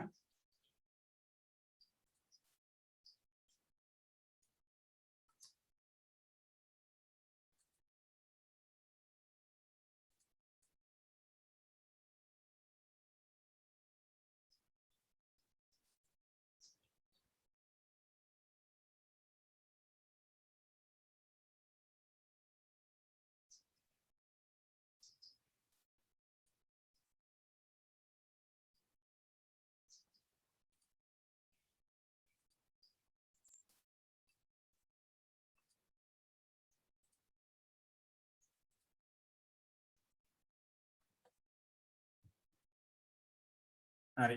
ජෛව ලෝක කියන පාඩමේ මොනවද තියෙන්නේ? ඒ කියන්නේ සත්තු කාණ්ඩ ගැන. ඒකෙදී අපි වර්ගීකරණය ගැන කතා කරනවා. ඒතර වර්ගීකරණය කියලා කියන්නේ සාමාන්‍යයෙන් පොදු ලක්ෂණ වලට අනුව ජීවීන් කාණ්ඩ වලට බෙදලා දක්වන එක තමයි වර්ගීකරණය කියලා අපි හඳුන්වන්නේ. ඒතර වර්ගීකරණ ආකාර දෙකක් තියෙනවා. ප්‍රධාන වශයෙන්ම කෘත්‍රිම වර්ගීකරණය සහ ස්වභාවික වර්ගීකරණය කියලා. කෘත්‍රිම වර්ගීකරණයක් ගත්තොත් එහෙම පරිණාමික බන්ධතා නිරූපණය වීමක් සිද්ධ වෙන්නේ නැහැ. ස්වභාවික වර්ගීකරණය තමයි සාමාන්‍යයෙන් පරිණාමික බන්ධතා නිරූපණය වෙන්නේ. හරි. ඒතර මේ වෙනකොට අපි පාවිච්චි කරන වර්ගීකරණය ගත්තොත් එහෙම අධිරාජධානි 3 වර්ගීකරණය තමයි පාවිච්චි කරන්නේ. ඊට කලින් රොබර්ට් විටේක ඉදිරිපත් කළ තියෙන මොන වර්ගීකරණයද? රාජධානි 5 වර්ගීකරණය. එතකොට අධිරාජධානි 3 වර්ගීකරණය කියන්නේ අපි දැනට පාවිච්චි කරන වර්ගීකරණය ඉදිරිපත් කරලා තියෙන කවුද? කාල් ඌස්. කාල් ඌස් විසින් තමයි දැන් අපි පාවිච්චි කරන අධිරාජධානි 3 වර්ගීකරණය ඉදිරිපත් කරලා තියෙන්නේ. ඒක මතක තියාගන්න. හරි. ඒතර අධිරාජධානි 3 වර්ගීකරණය ගත්තොත් එහෙනම් මෙන්න මේක තමයි මතක තියාගන්න ඕන chart එක. ඒකයි මම මේ පාඩම මේ පොඩක් පෙන්නන්නේ ඔයගොල්ලන්ට. මෙන්න මේ ටික මතක තියාගත්තා නම් හරි. මේ ඇතුලේ කරුණු ටික මතක තියාගන්න ඕන. මේ තමයි ප්‍රධාන වශයෙන් මතක තියාගන්න ඕන කරුණු ටික. ඒතර ප්‍රධාන වශයෙන් මතක තියාගන්න ඕන කරුණු ටික ගත්තොත් එහෙම එතකොට අපි ප්‍රධාන වශයෙන්ම අධිරාජධානි 3කට බෙදනවානේ. අපි බෙදන අධිරාජධානි 3 තමයි ආකියා අධිරාජධානිය, ඊට පස්සේ යුකැරියා අධිරාජධානිය සහ බැක්ටීරියා අධිරාජධානිය කියලා. අපි අධිරාජධානි 3කට බෙදනවා ආකියා, යුකැරියා සහ බැක්ටීරියා විදියට. ඒතර මේ වගේ තියෙන ලක්ෂණ ටික ඔයගොල්ලෝ බලා ගන්න ඕනේ. මම නිකන් මේ සාරාංශයක් විතර යද කරන්නේ. හරි. ඒතර අධිරාජධානි 3 වර්ගීකරණය ගත්තොත් එහෙම ආකියා, යුකැරියා සහ බැක්ටීරියා කියලා අපි අධිරාජධානි 3කට බෙදනවා. හරි. ඒකෙන් අපිට ප්‍රධාන වශයෙන්ම ආකියා සහ බැක්ටීරියා ගත්තොත් මේගොල්ලෝ පරිණාමික වෙච්චර උසස් කට්ටිය නෙමෙයිනේ. ඒගොල්ලෝ සාමාන්‍යයෙන් අපි සලකනවා ප්‍රාග්න්‍යෂ්ටිකයෝ කියලා. ඒ කියන්නේ සංවිධානය වෙච්ච නැස්ටියක් නැති කට්ටිය. සෛලය තුල සංවිධානය වෙච්ච නැස්ටියක් නැහැ ආකියා සහ බැක්ටීරියාවන්ට. හැබැයි යුකැරියා ගත්තොත් එහෙම මේගොල්ලෝ සංවිධානය වෙච්ච නැස්ටියක් තියෙනවා. ඒත් යුකැරියා අපි නැවත වර්ග 4කට බෙදනවා. ප්ලාන්ටේ, ෆංගයි, ප්‍රොටිස්ටා සහ ඇනිමාලියා විදියට. යුකැරියා අපි නැවත කොටස් 4කට බෙදන මොනවා සහ මොනවා විදියටද? ප්ලාන්ටේ, ෆංගයි, ප්‍රොටිස්ටා සහ ඇනිමාලියා විදියට අපි වර්ග 4කට බෙදනවා. ප්ලාන්ටේ, ෆංගයි, ප්‍රොටිස්ටා සහ ඇනිමාලියා විදියට අපි මෙන්න මේ යුකැරියා රාජධානිය කොටස් 4කට බෙදනවා. ප්ලාන්ටේ ගත්තොත් එimhe කියන්නේ ඒකටයි තියෙන්නේ ශාක, ෆංගයි ගත්තොත් එimhe ඒකටයි තියෙන්නේ සාමාන්‍යයෙන් ඔය දිලීර වර්ග, ප්‍රොටිස්ටා වගේ කට්ටිය ගත්තොත් එimhe යුග්ලිනා වගේ කට්ටියයි තියෙනවා. ඊට පස්සේ ඇනිමාලියා ගත්තොත් එimhe සත්තු ටික තමයි ඇනිමාලියා කියන කාණ්ඩයට අයිති වෙන්නේ. හරි. ඔකෙමුත් අපි බලන්න ඕනේ අපුෂ්ප ශාක සහ සපුෂ්ප ශාක. කියන්නේ ප්ලාන්ටේ නැවත වර්ග දෙකකට බෙදෙනවා. අපුෂ්ප ශාක සහ සපුෂ්ප ශාක කියලා. අපුෂ්ප කියලා කියන්නේ පුෂ්පාට ගන්න නැති ශාක. සපුෂ්ප කියලා කියන්නේ පුෂ්පාට ගන්න ශාක. අපුෂ්ප ශාක නැවත අපිට කොටස් දෙකකට බෙදන්න පුළුවන්. බීජහට නොගන්නා පුෂ්ප ශාක සහ බීජහට ගන්නා පුෂ්ප ශාක විදියට. සපුෂ්ප ශාකත් අපි නැවත වර්ග දෙකකට බෙදනවා. ඒක බීජපත්‍රී ශාක සහ ද්විබීජපත්‍රී ශාක විදියට. ඒක එතකොට ප්ලාන්ටේ රාජධානිය කියන මතක තියාගන්න ඕනේ. මොකද්ද? ප්ලාන්ටේ රාජධානිය අපි කොටස් දෙකකට බෙදුවා. අපුෂ්ප ශාක සහ සපුෂ්ප ශාක කියලා. අපුෂ්ප ශාක අපි නැවත කොටස් දෙකකට බෙදනවා. බීජහට නොගන්නා පුෂ්ප ශාක සහ බීජහට ගන්නා පුෂ්ප ශාක විදියට. ඊපස්සේ සපුෂ්ප ශාක අපි නැවත කොටස් දෙකකට බෙදුවා. ඒක බීජපත්‍රී ශාක සහ ද්විබීජපත්‍රී ශාක විදියට. ඊපස්සේ ඇනිමාලියා රාජධානිය ගත්තොත් එහෙනම් අපි නැවත කොටස් දෙකකට බෙදනවා. මොනවා සහ මොනවා විදියටද? අපෘෂ්ඨ වංශීන් සහ පෘෂ්ඨ වංශීන් විදියට. අපෘෂ්ඨ වංශීන් කියන්නේ කාටද? අපෘෂ්ඨ වංශීන් කියලා කියන්නේ අපෘෂ්ඨ වංශීන් කියලා අපි හඳුන්වනවා කාටද? සංවිධානය වෙච්ච නෑ කොඳුයට පෙලක් නැති කට්ටියට. අපෘෂ්ඨ වංශීන් කියලා කියන්නේ කොඳුයට පෙලක් නැති කට්ටිය. පෘෂ්ඨ වංශීන් කියලා කියන්නේ කොඳුයට පෙලක් තියෙන කට්ටිය. එතකොට කොඳුයට පෙලක් නැති කට්ටිය ගත්තොත් එහෙම අපිට නිඩාරියා නැත්නම් සිලෙන්ටරේටා, ඇනලීඩා, මොලුස්කා, ආත්‍රොඩසා, එකයිනොඩර්මේටා විදියට වර්ග කරන්න පුළුවන්. ඊපස්සේ පෘෂ්ඨ වංශීන් ගත්තොත් එහෙම කියන්නේ කොඳුයට පෙලක් තියෙන කට්ටිය ෆිස්කේස්, ඇම්ෆීබියා, රෙප්ටීලියා, ආවේසා, මැමේලියා විදියට වර්ග කරන්න පුළුවන්. හරි. ඔයගොල්ලෝ ඔය ටික ඒතොර මතක තියාගන්න. අපුෂ්ඨ වංශී කාණ්ඩ ටිකයි පෘෂ්ඨ වංශී කාණ්ඩ ටිකයි මතක තියාගන්න. අපුෂ්ඨ වංශී කාණ්ඩ වලින් එකයිනොඩර්මේටා ගත්තොත් එහෙම එකයිනොඩර්මේටා ගත්තොත් එහෙම තියෙන විශේෂ ලක්ෂණය තමයි මොකද්ද ඒගොල්ලොන්ට? පෘෂ්ඨ වංශීන්ට පොඩ්ඩක් පරිණාමිකව බඳුතා තියෙනවා. පෘෂ්ඨ වංශීන්ට පරිණාමික බඳුතා තියෙනවා එකයිනොඩර්මේටා කාණ්ඩේ ගත්තොත් එහෙම. හරි. ඔය ටික තමයි මතක් කරන්නේ. ඔය කිතාව පාඩමේ ගොඩක් තියෙනවා. ඒ ටික අපි වෙන වෙලාවක බලමු. අපි කොහොමද දැන් තුන්වෙනි වාරේ පාඩම් ටික ඉක්මනට ඉවර කරලා දාලා අපි පේපර්ස් කතා කරන්න පටන් ගමු. එතකොට අපි ඒ ටික බලමු.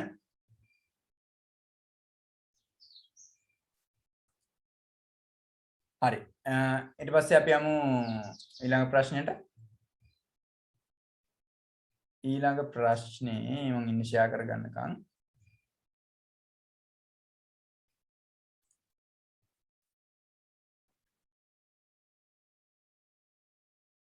හරි 14 වෙනි 15 වෙනි ප්‍රශ්නේ අපි කරා. ඒකට උත්තර වෙන අංක 3. 15 වෙනි ප්‍රශ්නේ උත්තර වෙන අංක 3. ඉකිරියා සහ පසඟිල්ලා තමයි නිවැරදි පිළිතුර වෙන්නේ. ඉකිරියා සහ පසඟිල්ලා තමයි ඔකට නිවැරදි පිළිතුර වෙන්නේ. හරි 16 වෙනි ප්‍රශ්නේ අපි පොඩ්ඩක් ඉක්මනට කතා කරගෙන යමු. මේ දැන් විනාඩි 15කුත් ගිහලා තියෙනවා. අපි මේ ගොඩක් කරුණු කතා මතක් කරන්නේ පාඩම.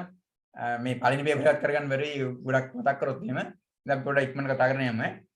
හරි 16 වෙනි එක සෑම විටම අතාත්තික ප්‍රතිබිම්බයක් ලැබෙන්නේ ABCD යන කවර ප්‍රකාශ උපකරණ ඉදිරියේ වස්තු තැබූ විටද කියන්න බලන්න මොකද උත්තර වෙන්න ඕනේ.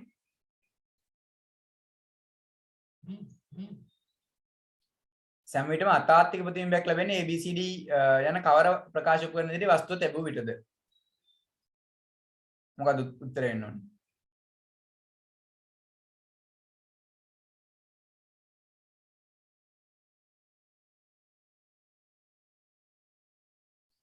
උත්තර ලැබෙන බලමු අපි.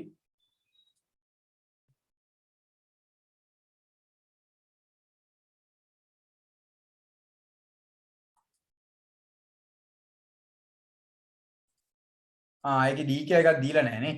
හරි. ඒකේ පොඩ්ඩක් මේ පොඩි වැරද්දක් තියෙනවා. ඔව් D කෙනෙක් දීලා නැහැ. ඔව්. ඒක මම දැන් තමයි දැක්කේ. එතකොට අපිට මේකෙමුත් ගන්න පුළුවන් අනිවාර්යෙන් A නම් ගන්න පුළුවන් ඒක අතාත්තික ප්‍රතිබිම්බයක් තමයි ලැබෙන්නේ මොකද දර්පණයක්නේ දර්පණයෙන් අපිට තාත්තික ප්‍රතිබිම්බයක් ලබා ගැනීම හැකියාවක් නැහැ දර්පණයකින් අතාත්තික ප්‍රතිබිම්බයක් තමයි ලැබෙන්නේ එතකොට ඒකේ D නැති හින්දා අපිට D නැත්නම් අපිට උත්තරයක් නම් ගන්න පුළුවන් උත්තරේ අපිට A සහ C කියලා ගන්න පුළුවන් මේ අවතල දර්පණයකුත් අපිට තාත්තිකයක් ලබා ගන්න අමාරුයි අතාත්තික ප්‍රතිබිම්බයක් තමයි ලැබෙන්නේ හැම වෙලෙම එකම වර්ගයේ ප්‍රතිබිම්බයක් ලැබෙන්නේ උත්තරේ වෙන්න ඕනේ A සහ C එතන D නැති හින්දා පොඩි අවුලකුත් තියෙනවා අතන කමක් නැහැ උත්තරේ 1 වෙන්න ඕනේ මේකෙදි.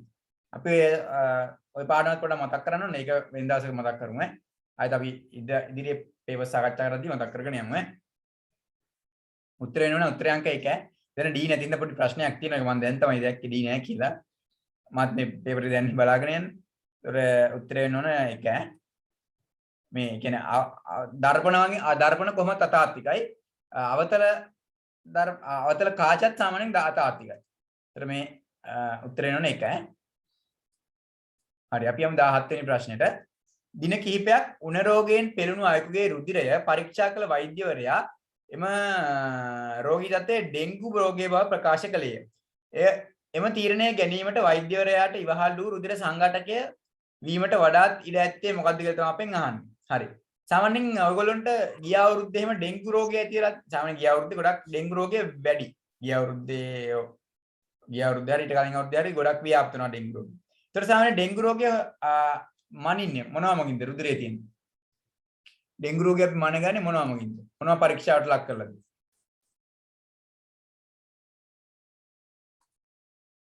සාමාන්‍යයෙන් ඔය පවුලේ කාට හරි ඩෙන්ගු එහෙම ඇතිවෙනවා නම් අහලා ඇති එයාගේ ප්ලේට්ලට් අඩු වෙලා තියෙනවා කියලා එහෙම කියනවා ඇහිලා සමහරට. ඒ කියන්නේ රුධිර පට්ටිකා තමයි අඩු වෙන්නේ. ඩෙන්ගු රෝගය ඇති වුණොත් එහෙම රුධිර පට්ටිකා ප්‍රමාණය තමයි අඩු වෙන්නේ. ඒකට රුධිරයේ තියෙන රුධිර පට්ටිකා ප්‍රමාණය මැනලා තමයි අපි කියන්නේ එයාගේ ඩෙන්ගු රෝගය තියෙන්නේ නැද්ද කියලා අපි චෙක් කරන්නේ කොහොමද එයාගේ තියෙන රුධිර පට්ටිකා ටික පරීක්ෂාවට ලක් කරලා. ඒකට උත්තරය අංක 3 රුධිර පට්ටිකා තමයි නිවැරදි පිළිතුර වෙන්නේ.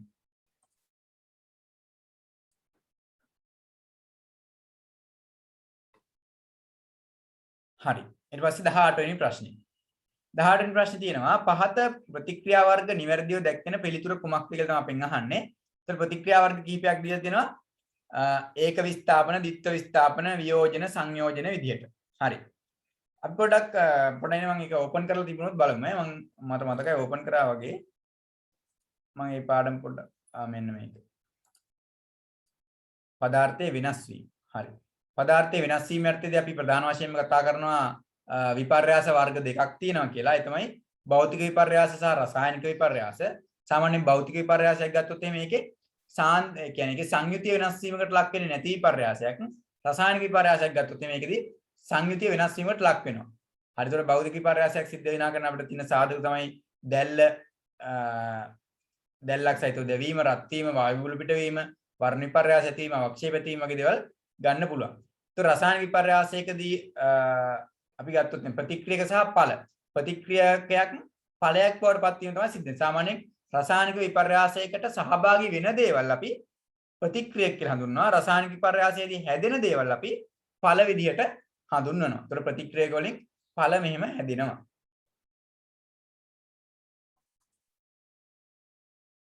උත්තරේ 2 කියලා කියනවා. හරිඳු අපි බලමු ඒක උත්තරේද කියලා.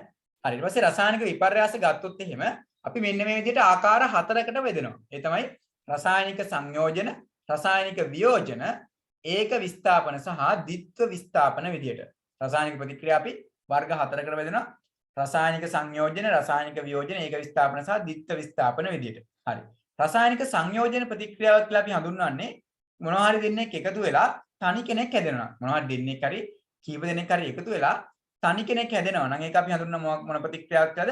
රසායනික සංයෝජන ප්‍රතික්‍රියාවක් විදිහට. ඊපස්සේ රසායනික වියෝජනයක් කියලා කියන්නේ තනි කෙනෙක් ඉන්නවා යා දෙන්නෙක් බවට පත් වෙනවා. ඒවයක් තමයි අපි හඳුන්වන්නේ මොනවා කියලාද? රසායනික වියෝජන ප්‍රතික්‍රියාවක් විදිහට. ඊපස්සේ ඒක විස්ථාපනයක් කියලා කියන්නේ ඔන්න තනි පුද්ගලයෙක් ඉන්නවා ඊපස්සේ ජෝඩුවක් ඉන්නවා. තනි පුද්ගලයෙකුයි ජෝඩුවකුයි ඉන්නවා. අර ජෝඩුවෙන් එක්කෙනෙක් ගලව ගන්නවට තනි පුද්ගලයා ඊට පස්සේ ඒ දෙන්න ජෝඩු වෙනවා. ඒ වගේ එකක් තමයි ඒක විස්ථාපන ප්‍රතික්‍රියාවක් කියලා කියන්නේ. ද්විත්ව විස්ථාපන ප්‍රතික්‍රියාවක් කියලා කියන්නේ ඔන්න දෙන්නෙක් ඉන්නවා කපල් දෙකක් ඉන්නවා.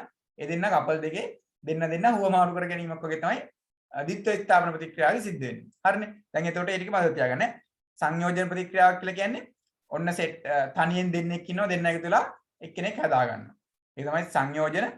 වියෝජන කියලා කියන්නේ තනියෙන්ම ඉන්න එක්කෙනා කොටස් දෙකකට බෙදිලා යනවා. වියෝජන.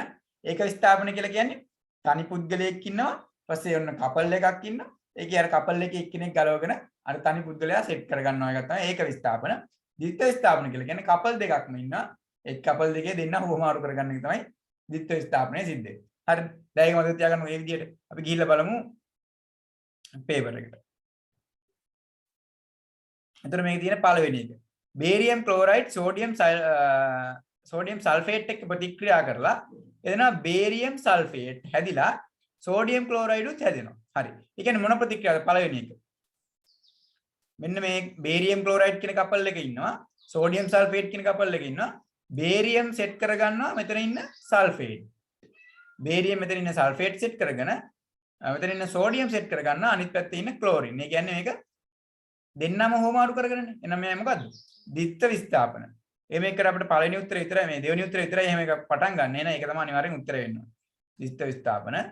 ඊපස්සේ ඊළඟ කොපර් සල්ෆේට් මැග්නීසියම් එක්ක ප්‍රතික්‍රියා කරලා මැග්නීසියම් සල්ෆේට් ඇදලා කොපර් හැදෙනවා. ඒ කියන්නේ ඒක විස්ථාපනයක්. දෙවෙනි එක දහනයක් නේ. කියන්නේ රත් කරද්දී සාමාන්‍ය වියෝජනයක් තමයි සිද්ධ වෙන්නේ. කියන්නේ වියෝජන ප්‍රතික්‍රියාවක්. ඊපස්සේ ඊළඟ කොහොමද සංයෝජන ප්‍රතික්‍රියාවක්. හරි. උත්තරේ ඒකට අංක 2. 18 වෙනි එකට උත්තරේ අංක 2.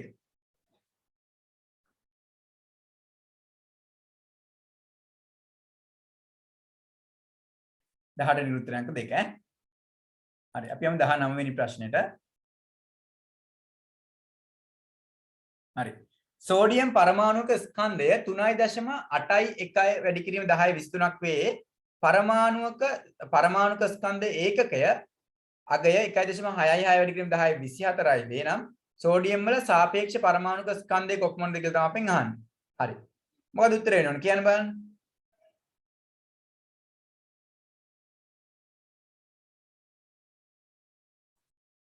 හරි. සාමාන්‍යයෙන් අපිට මේ සාපේක්ෂ පරමාණුක ස්කන්ධ හොයන්න තිබුණොත් එහෙම.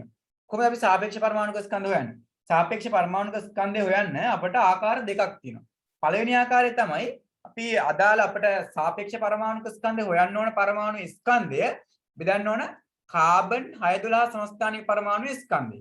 අපි මොකද්ද කරන්නේ? අපිට සාපේක්ෂ පරමාණුක ස්කන්ධය හොයන්න තිබ්බොත් එහෙම සාපේක්ෂ පරමාණුක ස්කන්ධය හොයන්න තිබ්බොත් අපි කරන්නේ මොකද්ද? අදාළ පරමාණුක ස්කන්ධය. පරමාණුවේ ස්කන්ධය අදාළ පරමාණු වල ස්කන්ධය අපි බෙදනවා මොකෙන්ද? කාබන් 612 සමස්ථානික පරමාණු ස්කන්ධයෙන් 12න් එකකින්. කොහොමද අපිට පුළුවන් සාපේක්ෂ පරමාණුක ස්කන්ධය හොයාගන්න? එහෙම නැති වුණොත් එහෙම මෙන්න මේ සෙට් එකට මේ කියන්නේ කාබන් 612 සමස්ථානික පරමාණුක ස්කන්ධේ 12කින් වැඩි කරලා එන උත්තරය අපි කියනවා සාපේක්ෂ පරමාණුක ස්කන්ධ ඒකකය කියලා. ඒතර ඒක තමයි මෙතන දීලා තියෙන්නේ. සෝඩියම් පරමාණුක ස්කන්ධය දීලා තියෙන අපිට 3.81 වැඩි කිරීම 10 23යි කියලා. පස්සේ පරමාණුක ස්කන්ධ ඒකකයේ අගය. පරමාණුක ස්කන්ධ ඒකකයේ අගය දීලා තියෙනවනේ අපිට. එහෙනම් කෙලින්ම අපි කරන්නේ මොකද්ද? මෙන්න මේ සෝඩියම්ගේ ස්කන්ධය කියන්නේ 3.81යි 9 වැඩි කිරීම 10 23 කියන එක බෙදන්න ඕන. පරමාණුක ස්කන්ධ ඒකකයෙන් ඒ කියන්නේ 1.66 වැඩි කිරීම 10 ඍණ 24න්. ඒතර ඒක දීලා නැති වුණොත් අපි මෙන්න මේ විදිහට හදන්නේ. ඒක දීලා තිබ්බොත් කෙලින්ම මෙන්න මේ සෙට් එක වෙනුවට පරමාණුක ස්කන්ධ ඒකකයේ දෙන්න ආදේශ කරන්න පුළුවන්. ඒ විදිහට තමයි අපි එතකොට ඒ අදාළ එක හදන්නේ. ඒතර ඒ උත්තර වෙනවා අංක 2. උත්තරය අංක 2 ඈ. හරි. අපි යමු ඊළඟ ප්‍රශ්නෙට. ඊළඟ ප්‍රශ්නේ තියෙන්නේ 20 වෙනි ප්‍රශ්නේ. ලෝහ තුනක් පිළියෙල කරගන්න ආකාරය මෙසේය කියලා තියෙනවා. ඔක්සයිඩේ කාබන් සමග රත් කිරීමෙන් පිළියෙල කරගන්නයි කියලා තියෙන පළවෙනි එක. දෙවෙනි එක විලීන ක්ලෝරයිඩ් විද්‍යුත් විච්ඡේදනයෙන් පිළියෙල කරගන්නයි කියලා තියෙනවා. Z එක තියෙනවා ලෝ පස් අතුරින් වෙන් කරගනී කියලා. හරි. ඔකට මොකක්ද උත්තරය වෙන්නේ? කියන්න බලන්න මම ඔක පොඩ්ඩක් කියලා දෙන්නම්. මොකද සක්‍රියතා ශ්‍රේණිය තමයි හම්බෙන්නේ අපිට. ඒක මම කියලා දෙන්නම්.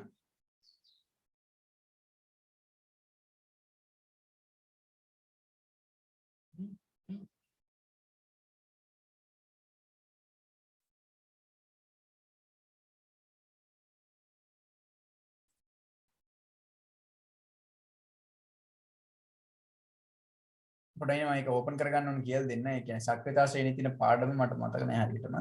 හරි. තියෙනවා ඈ. හරි. සක්‍රියතා ශ්‍රේණිය ගැන අපි පොඩ්ඩක් බලලා එතකොට ඒක ඔයගොල්ලන්ට දැනගන්න පුළුවන්. හරි. ඒතර අපි සක්‍රියතා ශ්‍රේණිය ගැන කතා කරොත් එහෙම සාමාන්‍යයෙන් ලෝහ ඒ වගේ සක්‍රියතාවය අවරෝහණය වෙන විදිහට. ඒ කියන්නේ සක්‍රියතාවය වැඩි එකේ නම් අඩු එකට තමයි මේ සක්‍රියතා ශ්‍රේණිය කියන එක නිර්මාණය කරලා තියෙන්නේ. ඒතර සක්‍රියතා ශ්‍රේණිය ගත්තොත් එහෙම අපිට සක්‍රියතා ශ්‍රේණිය කියන එක වැදගත් වෙනවා විවිධ දේවල් වලට. ඒතර ලෝහ ඒවා නිස්සාරණය කරගන්න විදිය හොයාගන්න. ඊපස්සේ ලෝහ ගබඩා කරලා තියන්න ඕන කොහොමද කියලා බලා ගන්න. ලෝහ විකාදනයෙන් ආරක්ෂා කරගන්න. විකාදනයෙන් ආරක්ෂා කරගන්නේ කොහොමද කියලා බලා ගන්න වගේ දේවල් වලට මෙන්න මේ සක්‍රියතා ශ්‍රේණිය කියන එක වැදගත් වෙනවා. හරි. ඒතර මෙන්න බලන්නකො සක්‍රියතා ශ්‍රේණියේ එක අපිට තියෙනවා විද්‍යුත් රසායනික මෙන්න ලෝහ නිස්සාරණයට උචිත ක්‍රම තීරණය කරන්නේ සක්‍රියතා ශ්‍රේණිය මගින්. එතකොට සෝඩියම් පොටෑසියම් වගේ සක්‍රියතාවයේ වැඩි ලෝහ නිස්සාරණය කරන්නේ කොහොමද? ප්‍රබල නිස්සාරණ ක්‍රමයක් වන විද්‍යුත් විච්ඡේදනය මගින්. ඔන්න ඔය ටික හොඳට මතක තියාගන්න. සාමාන්‍ය විභාගදී ප්‍රශ්න අහන්න පුළුවන්. ඔයගොල්ලන්ට පැටලෙන්න පුළුවන් තැනක්.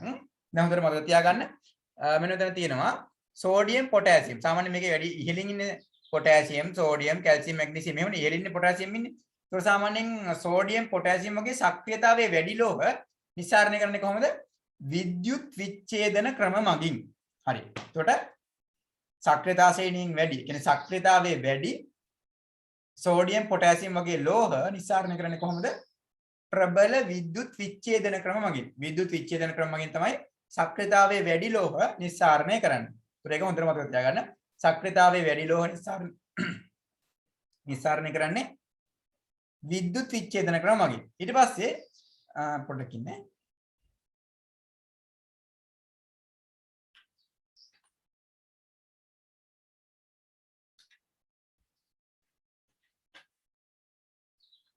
හරි.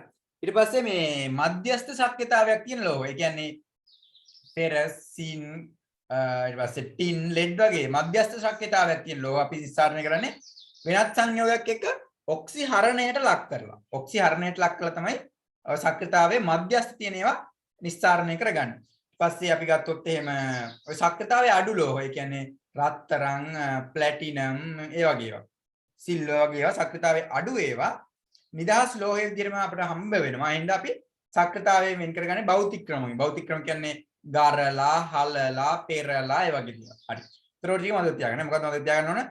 අපි ලෝහ නිස්සාරණය කරන්න අවශ්‍ය උචිත ක්‍රම තීරණය කර ගැනීමේදී සක්‍රියතා ශ්‍රේණිය උපයෝගී කර ගන්නවා. તો සක්‍රියතා ශ්‍රේණියේ සක්‍රියතාවයේ වැඩි ලෝහ නිස්සාරණය කරන්නේ කොහොමද? ප්‍රබල විද්‍යුත් විච්ඡේදන ක්‍රම මගින්. විද්‍යුත් විච්ඡේදන ක්‍රම මගින් තමයි සක්‍රියතාවයේ වැඩි ලෝහ විස්සාරණය කරගන්නේ. සක්‍රියතාවය අඩු, ඒ කියන්නේ මධ්‍යස්ථ සක්‍රියතාවයක් තියෙනවා අපි වෙන් කරගන්නේ. මොකක් මගින්ද? ඔක්සිහරණ ක්‍රම මගින්. ඔක්සිහරණය කියන ක්‍රම මගින් තමයි මධ්‍යස්ථ සක්‍රියතාවයක් තියෙන ලෝහ වෙන් කරගන්න. ඊට පස්සේ සක්‍රියතාවයේ අඩු ලෝහ, ඒ කියන්නේ ඔය සිල්වර්, ප්ලැටිනම්, රත්තරන් වගේ ඒවා අපි වෙන් කරගන්නේ කොහොමද? භෞතික ක්‍රම මගින්. භෞතික ක්‍රම කියලා කියන්නේ පෙරීම, හැලීම, ගැරීම, ඒ වගේ දේවල්. හරි. දැන් අපි ප්‍රශ්නෙට ගිහිල්ලා බලමු.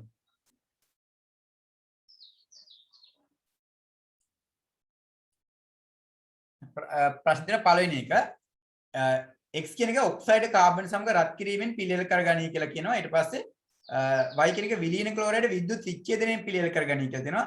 z ලෝහ පස තුනෙන් වෙන් කරගනී කියලා දෙනවා. හරි. ඒතර මට කියන්න බලන්න මොකද උත්තරේ වෙන්න ඕනේ? වැඩිම සක්‍රියතාවය අඩු වෙන පිළිවෙලින් පිළිවෙල වන්නේ අහන්නේ. ඒතර වැඩිම සක්‍රියතාවයක් තියෙන මොකද්ද?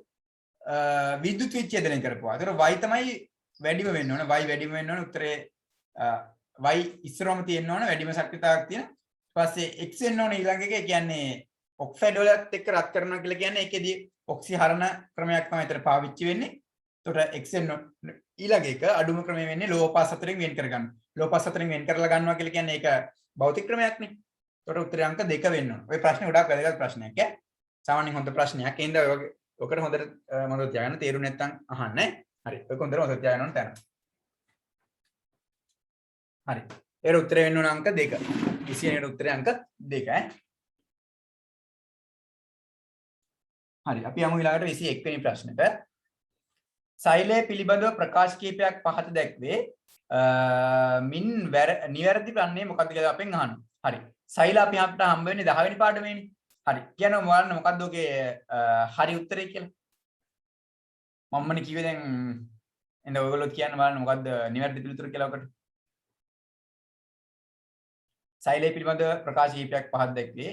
නිවැරදි පිළිතුර උත්තරේ අංක 1 කියන අපි බලමු A හා B බලමු උත්තරේ එතකොට ඈ. හරි.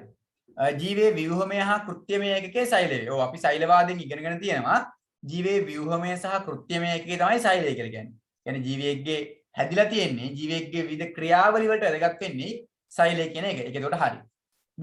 සියලුම සෛල හටගන්නේ පවත්නා සෛල වලින් කියලා කියනවා. හරිනේ. කලින් සෛල වලින් තමයි ඊළඟ සෛල හටගන්නේ. ඒකත් හරි. පස්සේ C ප්‍රකාශයේ තියෙනවා සියලුම ජීවි නිර්මාණය වී ඇත්තේ සෛල එකට වඩා වැඩි ගණනකින් කියලා කියනවා. ඒක වැරදිනේ. සාමාන්‍යයෙන් ඒක සෛලික ජීවියොත් ඉන්නවනේ.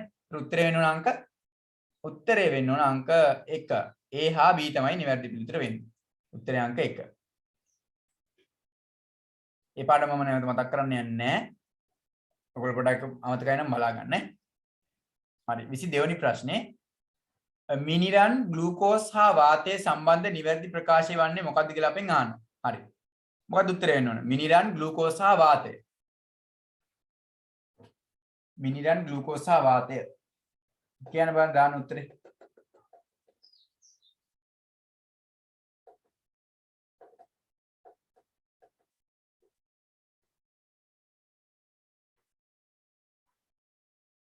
බලමු අපි උත්තරේ දාලා තිනවා.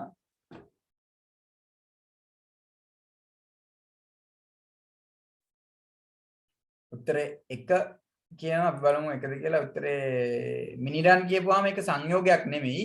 ඒතර අපිට පළවෙනි උත්තරේ ගන්න බෑ නිවැරදි පිළිතුර විදියට. මිනිරන් කියන්නේ සංයෝගයක් නෙමෙයිනේ. ඒක උත්තරේ ගන්න බෑ අපිට නිවැරදි පිළිතුර විදියට. මිනිරන් කියන්නේ මොකද්ද? මිනිරන් කියන්නේ කාබන් වල තියෙන මූල ද්‍රව්‍යයක් නේ. ඒතර කාබන් විතරයි මිනිරන් වල තියෙන්නේ. ඒ කියන්නේ ඒක මූල ද්‍රව්‍යයක්. මිනිරන් කියන්නේ මූල ද්‍රව්‍යයක්. ග්ලූකෝස් කියපුවාම ඒකේ මූල ද්‍රව්‍ය කීපයක් තියෙනවානේ. Carbon, hydrogen, oxygen. CHO. එතකොට ඒක වෙනවා සංයෝගයක්. ඊට පස්සේ වාතය ගත්තොත් එහෙම අපිට වාතය උතනදී මොන වාතයද කියලා නැති හින්දා අපිට වාතය සමජාතීය මිශ්‍රණයක් විදිහට ගන්නත් පුළුවන්. විෂම ජාතීය මිශ්‍රණයක් විදිහට ගන්නත් පුළුවන්. ඒ කියන්නේ මොන වාතයද කියලා නෑනේ අපිට ඇත්තටම. ඉතින් සමජාතීය හරි විෂම ජාතීය හරි දෙකම ගන්නකොට 3 සහ 4 දෙකම උත්තර ගන්න ඕගොල්ලෝ ඈ. 22ට 3 සහ 4 කියන උත්තර දෙකම ගන්න. හරි අපි 23 වෙනි ප්‍රශ්නෙට යමු. විද්‍යාගාරයේ අඩංගු බෝතලයක ලේබලයේ H2SO4 4.5යි V බෙදීම V ලෙස සඳහන් වී තිබුණි. මෙහි මින් අදහස් වෙන්නේ මොකක්ද කියලා තමයි අපෙන් අහන්නේ. හරි මොකද්ද මේන් අදහස් වෙන්නේ? H2SO4 4.5 V බෙදීම V ලෙස අනුපාතය. ඒ කියන්නේ ඔක තියෙන සාන්ද්‍රණයේ පාඩමේදී පරිමා අනුපාතයක් විදියට. ඒතර පරිමා අනුපාතයක් විදියට ගත්තොත් එහෙනම් මොකද්ද උත්තරේ වෙන්න ඕනේ? ජලීය ද්‍රාවණයක කියන්නේ ජලීය ද්‍රාවණයක තියෙන ඔය ද්‍රාවණයේ මිලිලිටර් 100ක් තුල අම්ලය මිලිලීටර් ජලීය ද්‍රාවණයේ ඝන සෙන්ටිමීටර් 100ක් තුල අම්ලය ඝන සෙන්ටිමීටර් 4.5ක් තියෙනවා කියන එක තමයි ඔකෙන් අදහස් වෙන්නේ. උත්තරය අංක 3. ඔය පරිමාව මොකද්ද මිශ්‍රණ කියන පාඩම තමයි පස්සේ දවසක බලමු. අද බලන්න වෙලාව මදි වෙයි. අපි ඒක පොඩ්ඩක් මතක් කරලා බලමු ඔය මිශ්‍රණ පාඩම. හරි. පස්සේ අපි යමු 24 වෙනි ප්‍රශ්නෙට. හෙක්සේන් හා හෙප්ටේන් යන සංශුද්ධ ද්‍රව එකිනෙක සමග මිශ්‍ර වී සමජාතීය ද්‍රව මිශ්‍රණයක් සාදයි. හෙක්සේන් තුල අයඩින් හොඳින් ද්‍රවණය වේ. හරි. හෙක්සේන් සහ හෙප්ටේන් කියන එක ගත්තොත් එහෙනම් සාමාන්‍යයෙන් මොනවද අපි සලකන්නේ? කාබනික ද්‍රාවක විදිහටනේ. ඒකට හෙක්සේන් සහ හෙක්ටින් ද්‍රව දෙක සංශුද්ධ ද්‍රව එකිනෙකට මිශ්‍ර වී සමජාතීය ද්‍රව මිශ්‍රණයක් සාදයි. හෙක්සේන් තුල අයඩින් හොඳින් දිය වෙනවා. හරි. හෙක්සේන් තුල අයඩින් හොඳින් දිය වෙනවා නම් අනිවාර්යයෙන්ම අනිත් එක හෙප්ටේන් තුලත් අයඩින් හොඳින් දිය වෙන්න ඕන. ඒ කියන්නේ 24 වෙනි එකට අපිට ගන්න පුළුවන් උත්තරේ 3 හොඳින් ද්‍රාවණීය විය යුතුයි කියලා අපිට ගන්න පුළුවන්. 23ට මොකක්ද කියලා හරියට 23ට අපි 23ට උත්තරේ 3 23ට උත්තරේ 3 24ට උත්තරේ 3 24ටත් උත්තරේ 3 23ටත් 3 24ටත් 3 ඔයගොල්ලෝ උත්තර ටික දාගන්න මට අවසානයේ කියන්න ලකුණු කොච්චරක් තියෙනවද කියලා. හරි 24ටත් එතකොට 3.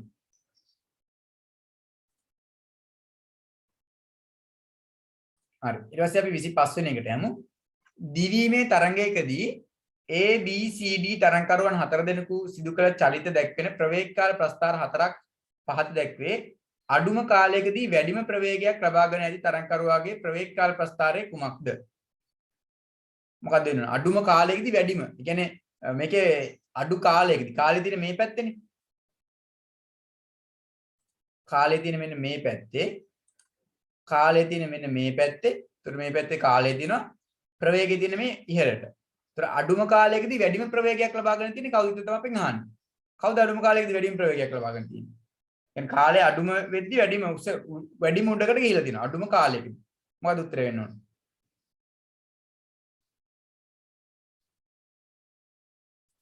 උත්තරය වෙන අංක 1. මෙන්න අඩුම කාලයක් කියන්නේ මෙන්න මෙතෙන්ටනේ කාලේ. මෙතනදී මෙයා මෙන්න මෙච්චර උස ප්‍රවේගයකට ගිහිලා තියෙනවා. ඒ කියන්නේ අඩුම කාලයකදී වැඩිම ප්‍රවේගයකට ගිහිලා තියෙනවා. ඔය මෙයා බැලුවොත් මෙයාට ගොඩක් කාලය ගත වෙලා තියෙනවා. මෙයාට ඊටත් වඩා කාලය ගත වෙලා තියෙනවා. මෙයාටත් එහෙම. එතකොට උත්තරය අංක 1. උත්තරය වෙන අංක 1.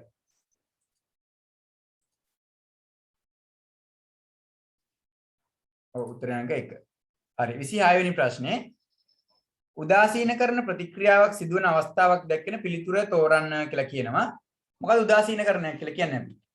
උදාසීනකරණයක් කියලා කියන්නේ අම්ලයකුයි බෂ්මයකුයි එකතු වෙලා ලවණයකුයි ජලයයි හැදෙන ක්‍රියාවලියක්නේ. උදාසීනකරණය කියලා අපි හඳුන්වනවා අම්ලයක් සහ බෂ්මයක් එකතු වෙලා ජලය සහ ලවණ සෑදීමේ ක්‍රියාවලිය. හරි.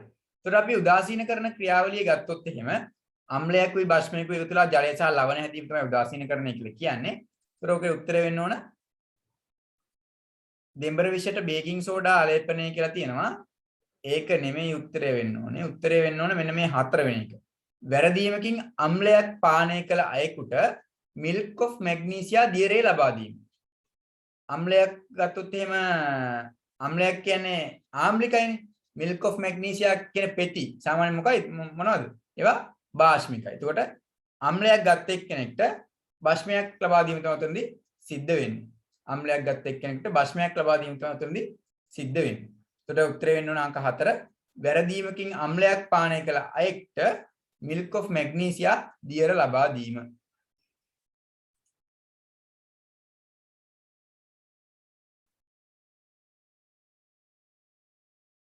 ගෑස්ට්‍රික් වලටත් දෙනවා. ඔව් ඔය ගෑස්ට්‍රයිටිස් වලටත් සාමාන්‍යයෙන් දෙන්නේ අපේ උදරයේ ආම්ලිකතාවයනේ තියෙන්නේ. උදරයේ ආම්ලිකතාවය අඩු කරගන්න තමයි එතනදී ගෑස්ට්‍රයිටිස් වලටත් milk of magnesia තමයි දෙන්නේ. ඒතර වැරදීමකින් අම්ලයක් පානය කියන්නේ විද්‍යාගාරයට ගිහිල්ලා මොකරි පරීක්ෂණයක් කරගෙන ඉන්න වෙලාවේ අන්න හොඳ බීමයක් තියෙන කියලා අම්ලයක් පානය කරලා. ඒ වගේ දෙයක් නේ. ඒතර අපි milk of magnesia දියර තමයි ලබා දෙන්න ඕන. ඒතකොට සාමාන්‍යයෙන් ගෑස්ට්‍රයිටිස් තත්ත්වයේදී උදරයේ තියෙන ආම්ලිකතාවය වැඩි වුණොත් එහෙම උදරයේ තියෙන ආම්ලිකතාවය අඩු වෙන්නේ ඒත් අපි ලබා දෙන්නේ මොනවද? ඔය milk of magnesia කියන පෙතිය හරි දියර හරීම තමයි. හරි. ඒතර මේකට උත්තර වෙන්න ඕන අංක 4. වැරදීමකින් අම්ලයක් පානය කළ අයෙකුට මිල්ක් ඔෆ් මැග්නීසියා දියර ලබා දීම. සාමාන්‍යයෙන් දෙඹර විෂ ගත්තොත් එහෙනම් භාෂ්මිකයිනේ. ඒතර භාෂ්මිකට බේකින් සෝඩා දාලා හරියන්නේ නැහැ. සාමාන්‍යයෙන් අපි දෙහි වගේ තමයි දාන්න ඕනේ. දෙඹර විෂයට. දෙඹර විෂයට අපි දාන්න ඕනේ දෙහි වගේ දෙයක්. ඒත් ඒක ඒ උත්තරේ වැරදෙනවා. හරි. අපි යමු 27 වෙනි ප්‍රශ්නෙට. 27 වෙනි ප්‍රශ්නේ තියෙන්නේ x ලක්ෂයෙන් එල්ලා ඇති සැහැල්ලු දණ්ඩකට පහත රූපේ පරිදි බර එල්ලවත් තිරස්ව සමතුලිතව පිහිටුවා ඇත. මේ w හා x අගය පිළිවෙලින්. ඔය මෙන්න w තියෙනවා මෙන්න x තියෙනවා. ඔන්න ඔය අගයන් දෙක තමයි අපෙන් අහන්නේ.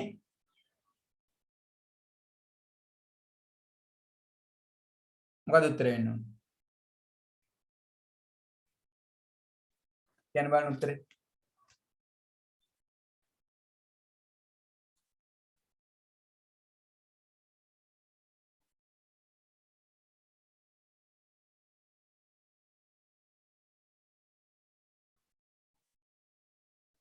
ඔව් උත්තරේ දෙනවා බලමු.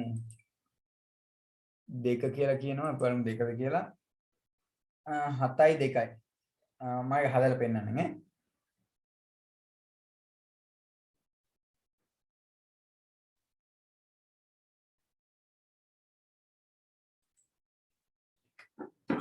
හරි එතකොට ඒක බලමුකෝ ඒක මට මේ බලමු ඒක හරියටම එයිද කියලා පොඩ්ඩේ එහෙම දෙකක් හොයන එක නම් එච්චරම නෑ. හරි මෙන්න මෙහෙම තියෙන්නේ.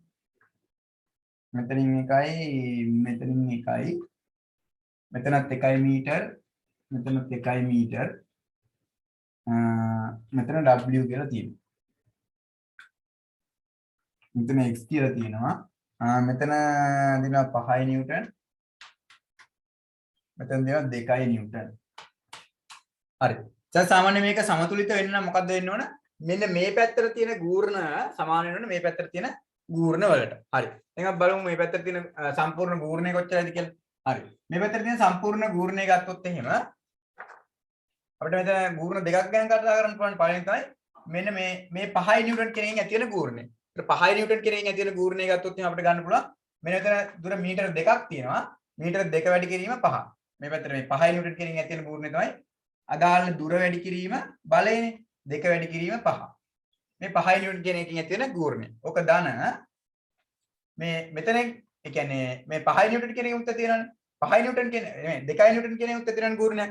2 නිව්ටන් කියන එකෙන් ඇති වෙන ගූර්ණය ගත්තොත් එහෙම 2 වැඩි කිරීම 1. හරි. ඔන්න ඔය දෙක තමයි එතකොට අපිට ගන්න පුළුවන් වෙන මොකක් විදිහටද? මෙන්න මේ පැත්තට ඒ කියන්නේ වාමාවර්තව ඇති වෙන ගූර්ණ විදිහට. ඊපස්සේ දක්ෂිනාවර්තය ඇති වෙන ගූර්ණත් ගන්න එපා. මේක සමාන වෙන්න ඕන.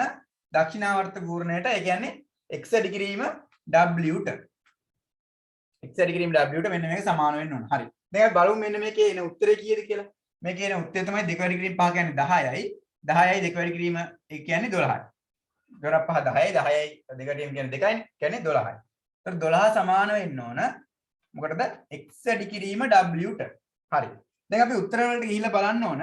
උත්තරෙන් අපි x වැඩි කිරීම w කියලා කියන්නේ මේ w වගේ වැඩි කිරීම x කියන එකනේ. ඒතර උත්තරේ 12ක් එන්න කී වෙන එකෙන්ද කියලා. පළවෙනි එකට ගියොත් එම් 10 වැඩි කිරීම 7ක් නෙවෙන්නේ. 10 වැඩි කිරීම 7 කියන එක 12ක් වෙන්න විදිහක් නැහැ. ඒක අයින් කරන්න පුළුවන්. දෙවෙනි තියෙන 7 වැඩි කිරීම 2. ඒ කියන්නේ 14යි. ඒක ගන්න බෑ. ඒකත් අයින් කරන්න පුළුවන්. ඊපස් තුන්වෙනි එක 6 වැඩි කිරීම 2 තියෙනවා. එහෙනම් ඒක තමයි උත්තරේ වෙන්නේ. 6යි බලය 6යි දුර 2යි. එතකොට ඒ 12ක් හම්බ වෙනවා. ඒ කියන්නේ 12 දෙපැත්තට සමානයි නම් මේක සමතුලිතව තියෙනවා. ඒතර උත්තර වෙන්න ඕන x වෙන්න ඕන 2යි මීටර. w වෙන්න ඕන 6යි මීටර. හරි. ඔක මොකක් හරි ගැටලුවක් තියෙනවා හදාගන්න.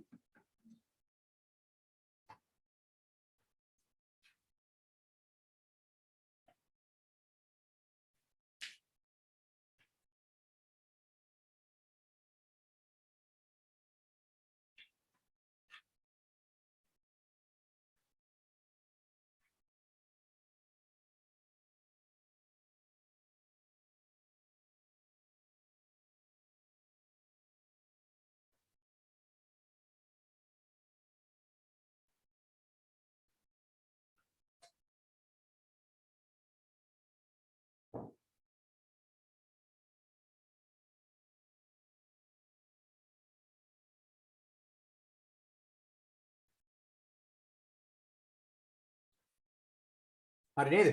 හරි. එතකොට ඒ තමයි නිවැරදි පිළිතුර වෙන්න ඕන. මොකද්ද 2 සහ 6. ඒ කියන්නේ උත්තරේ අංක 3. හරි. ඊට පස්සේ 28 වෙන එකට යමු. 28 28 තියෙන්නේ රූපේ F බලයක් ඉන්න රූපේ දා ගන්නකම් නැත්තම් පේන්නේ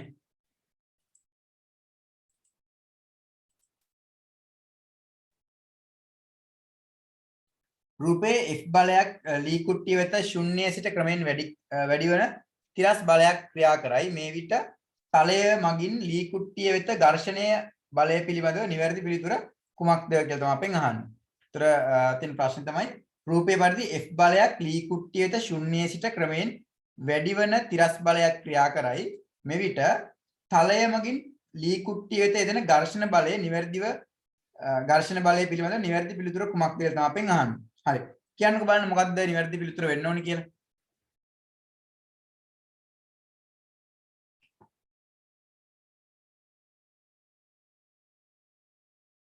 මොකක්ද දෙන්න ඕනේ උත්තර? අපි ඝර්ෂණය කියන පාඩමේ නේක හම් වෙන්නේ අපිට. ඒක ඝර්ෂණය කියන පාඩමේ අර්ථයේදී අපි ඝර්ෂණාකාර තුනක් ගැන කතා කරනවා. ඝර්ෂණය කියන පාඩමේදී අපි ඝර්ෂණාකාර තුනක් ගැන කතා කරනවා. මොනවද මේ ඝර්ෂණාකාර තුන? උත්තර බලමු අපි උත්තර දීලා තියෙනවා උත්තරේ 4 කියලා. ඔය 4 වෙනි උත්තරේ තමයි වෙන්න ඕනේ නිවැරදි පිළිතුර. මම පොඩ්ඩක් කියලා දෙන්න. හරි. ඒතර ඝර්ෂණය ගත්තොත් එහෙම. අපි මෙන්න මෙහෙම පෘෂ්ඨයක් මත මෙහෙම වස්තුවක් තියලා තියෙනවා. ඔන්න ඔකෙදී ඇති වෙන ඝර්ෂණය ගැන තමයි අපෙන් අහන්නේ. හරි. මේකේ අපි මේ පැත්තට බලයක් යොදාගෙන යනවා. හරි. දැන් අපි ඝර්ෂණය ගත්තොත් එහෙම අපි සාමාන්‍යයෙන් ඝර්ෂණ බලය ඇති වෙන්නේ කොහොමද? ඝර්ෂණ බලය වෙන්නේ කොහොමද? අපි ඝර්ෂණ බලය ඇති වෙන්නේ අපි බලය යොදන දිශාවටමද ඊට විරුද්ධ දිශාවට. සාමාන්‍යයෙන් ඇති වෙන්නේ අපි බලය උඩින් මෙහෙම යොදනකොට ඝර්ෂණ බලය තියෙන්නේ පහලින් අනිත් විරුද්ධ දිශාවට. ඝර්ෂණ බලය තියෙන්න ඕන විරුද්ධ දිශාවට තමයි තියෙන්න ඕන. ඒක සාමාන්‍යයෙන් අපි බලය යොදන දිශාවට නෙමෙයි විරුද්ධ දිශාවට තමයි ඝර්ෂණ බලය තියෙන්නේ. ඊට පස්සේ අපි දැනගන්න ඕන කාරණාව තමයි මෙන්න මේ ඇති වෙන ඝර්ෂණ බලය අපි අඩු වගේ ඉඳන් වැඩි වගේට දාගෙන යන්නේ.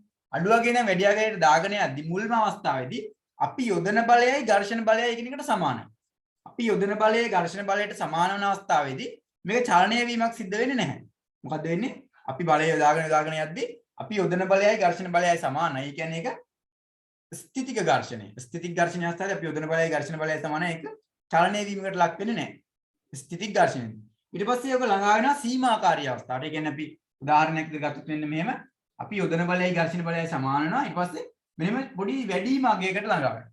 වැඩිම අගය කියලා කියන්නේ සීමාකාරී අවස්ථාව. ඒක තමයි සාමාන්‍යයෙන් ලැබෙන්න පුළුවන් උපරිම ඝර්ෂණ බලය. මෙන්න මේ අවස්ථාවේදී යොදන බලයයි ඝර්ෂණ බලයයි සමානයි. ඒ තමයි ස්ථිතික ඝර්ෂණය. පස්සේ ළඟා වෙනවා මේක උපරිම ඝර්ෂණ අගයකට. ඒක අපි හඳුන්වනවා මොකක් කියලාද? සීමාකාරී ඝර්ෂණය කියලා. ඊට පස්සේ සීමාකාරී ඝර්ෂණය පසු කරපු ගමන්ම මේක නියමිත අගයකින් ඉස්සරහට යනවා. ඒ කියන්නේ ගතික ඝර්ෂණය. හරි. ඒතර ඔන්න ඔය ඝර්ෂණාකාර තුන මතක තියාගන්න ඕනේ. ඔය ඝර්ෂණාකාර තුන මතක තියෙනවා නම් මේ ප්‍රශ්න උත්තරේ ලියා ගන්න පුළුවන්. ඒතර ඝර්ෂණාකාර තුන තමයි ස්ථිතික ඝර්ෂණය, සීමාකාරී ඝර්ෂණය සහ ගතික ඝර්ෂණය. ස්ථිතික ඝර්ෂණය කියලා කියන්නේ අපි බලයක් යොදනවා. බලයක් යෙදුවට මොකද සිද්ධ වෙන්නේ? අපි බලයක් යොදනවා. හැබැයි මේක චලනයක් වෙන්නේ නැති අවස්ථාවේදී හට ගන්න ඝර්ෂණය. එතකොට ස්ථිතික ඝර්ෂණයේ අවස්ථාවේදී යොදන බලයයි ඝර්ෂණ බලයයි කියන එකට සමානයි. ස්ථිතික ඝර්ෂණයේ අවස්ථාවේදී යොදන බලය සහ ඝර්ෂණ බලය කියන එකට සමානයි. ඊපස්සේ දෙවෙනි එක තමයි සීමාකාරී ඝර්ෂණය. සීමාකාරී ඝර්ෂණය කියන්නේ මොකද්ද? ඝර්ෂණ බලයට තියෙන පුළුවන් උපරිම අගය. කියන්නේ මෙන්න මේ හරියදී. ඝර්ෂණ බලය අපි ඒ කියන්නේ චලනයේ ඔන්න මෙන්න අවස්ථාවේ තමයි සීමාකාරී ඝර්ෂණ බලය තියෙන්නේ. ඝර්ෂණ බලයට තියෙන පුළුවන් උපරිම අගය තමයි අපි හඳුන්වන්නේ සීමාකාරී ඝර්ෂණ බලය කියලා. ඊපස්සේ සීමාකාරී ඝර්ෂණ බලය පන්නපු ගමන්ම පොඩ්ඩක් ඝර්ෂණ බලය අඩු වෙලා දිගටම නියත අගයක තියෙනවා. උත්තරේ විදිහට තියෙන උත්තරයක් වෙන්නේ මෙන්න මේක උත්තරේ අංක 4 බලයේ දිශාවට ප්‍රතිවිරුද්ධ වන අතර කුට්ටියේ ලිස්සීම ආරම්භන තුරු විශාලත්වයේ ශුන්‍ය සිට එක්තරා නියත අගයක් එක් ක්‍රමයෙන් වර්ධනය වේ කියන එක උත්තරේ උත්තරේ අංක 4. 28ට උත්තරේ අංක 4.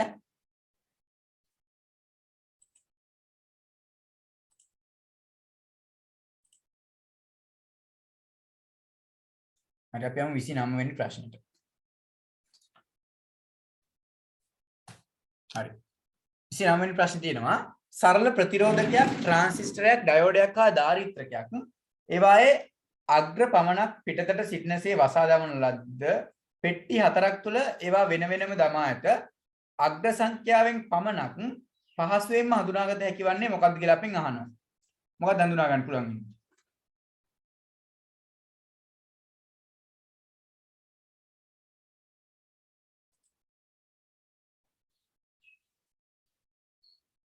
අග්‍ර සංඛ්‍යාවෙන් පමණක් ගත්තොත් ඇත්තටම මේකදී ඔයගොල්ලෝ තාම මේ පාඩම කරලා නැහැ අපි. මොකද්ද? ඔය ඩයෝඩ ඊට පස්සේ ට්‍රාන්සිස්ටර් එහෙම තියෙන්නේ ඊළඟ පාඩමේ. ඉතින් තමයි හොඳටම ඔයගොල්ලෝ පුළුවන්න්නේ ඔකට උත්තරයක් ගන්න. උත්තරේ නෝන උත්තරේ අංක 3 ට්‍රාන්සිස්ටර් ඈ. අපි ඊළඟ පාඩම කරපුවම ඒ කියන්නේ මේක මේ ප්‍රශ්න ගැලපෙන්නේ නැහැ ඇත්තට මේ පේපර් එකට. දෙවෙනි වාර පේපර් ගන්න. يعني ඉලෙක්ට්‍රොනික්ස් පාඩමේ තමයි ඔය ටික තියෙන්නේ. ඒක අපි බලමු මේක. හරි උත්තරේ නෝන උත්තරේ 3 ඈ. හරි අපි යමු 30 වෙනි එකට. විද්‍යුත් සන්නායකයකදී ප්‍රතිරෝධකතාවයක් නොමැති වන්නේ මින් කවර වර්ගයකද? විද්‍යුත් සන්නායනයේදී ප්‍රතිරෝධකතාවයක් නොමැති වන්නේ මින් කවර වර්ගයකද? 30 වෙනි එක. 30 වෙනි එකත් සාමාන්‍යයෙන් අර කලින් එක වගේම එකක් තමයි. ඒ කියන්නේ ඔය ප්‍රතිරෝධයක් නොමැති සන්නායකයේ සුපිරි මොකද්ද? සුපිරි සන්නායකය තමයි අපි හඳුන්වන්නේ. ඔය සුපිරි සන්නායකයන්ත් ඔයගොල්ලෝට ඊළඟ පාඩමෙන් තමයි තියෙන්නේ. ඒ කියන්නේ ඉලෙක්ට්‍රොනික්ස් පාඩමේදී තියෙනවා ඈ. ඒතකොට ඒක බලමු. මේ උත්තරය අංක 4. හරි ඊට පස්සේ අපි යමු 31 වෙනි ප්‍රශ්නෙට. නුමුහුම් උස ශාකයක් නුමුහුම් මිටි ශාකයක් සමග දෙමුහුම් කළ විට ලබාගත් ශාක වලින් F1 උස 3යි මිටි 1යි ශාක ලැබීමට අනුගමනය කළ යුතු ක්‍රමය කුමක්ද කියලා අපෙන් අහනවා. මොකක්ද අනුගමනය කරන්න ඕනේ?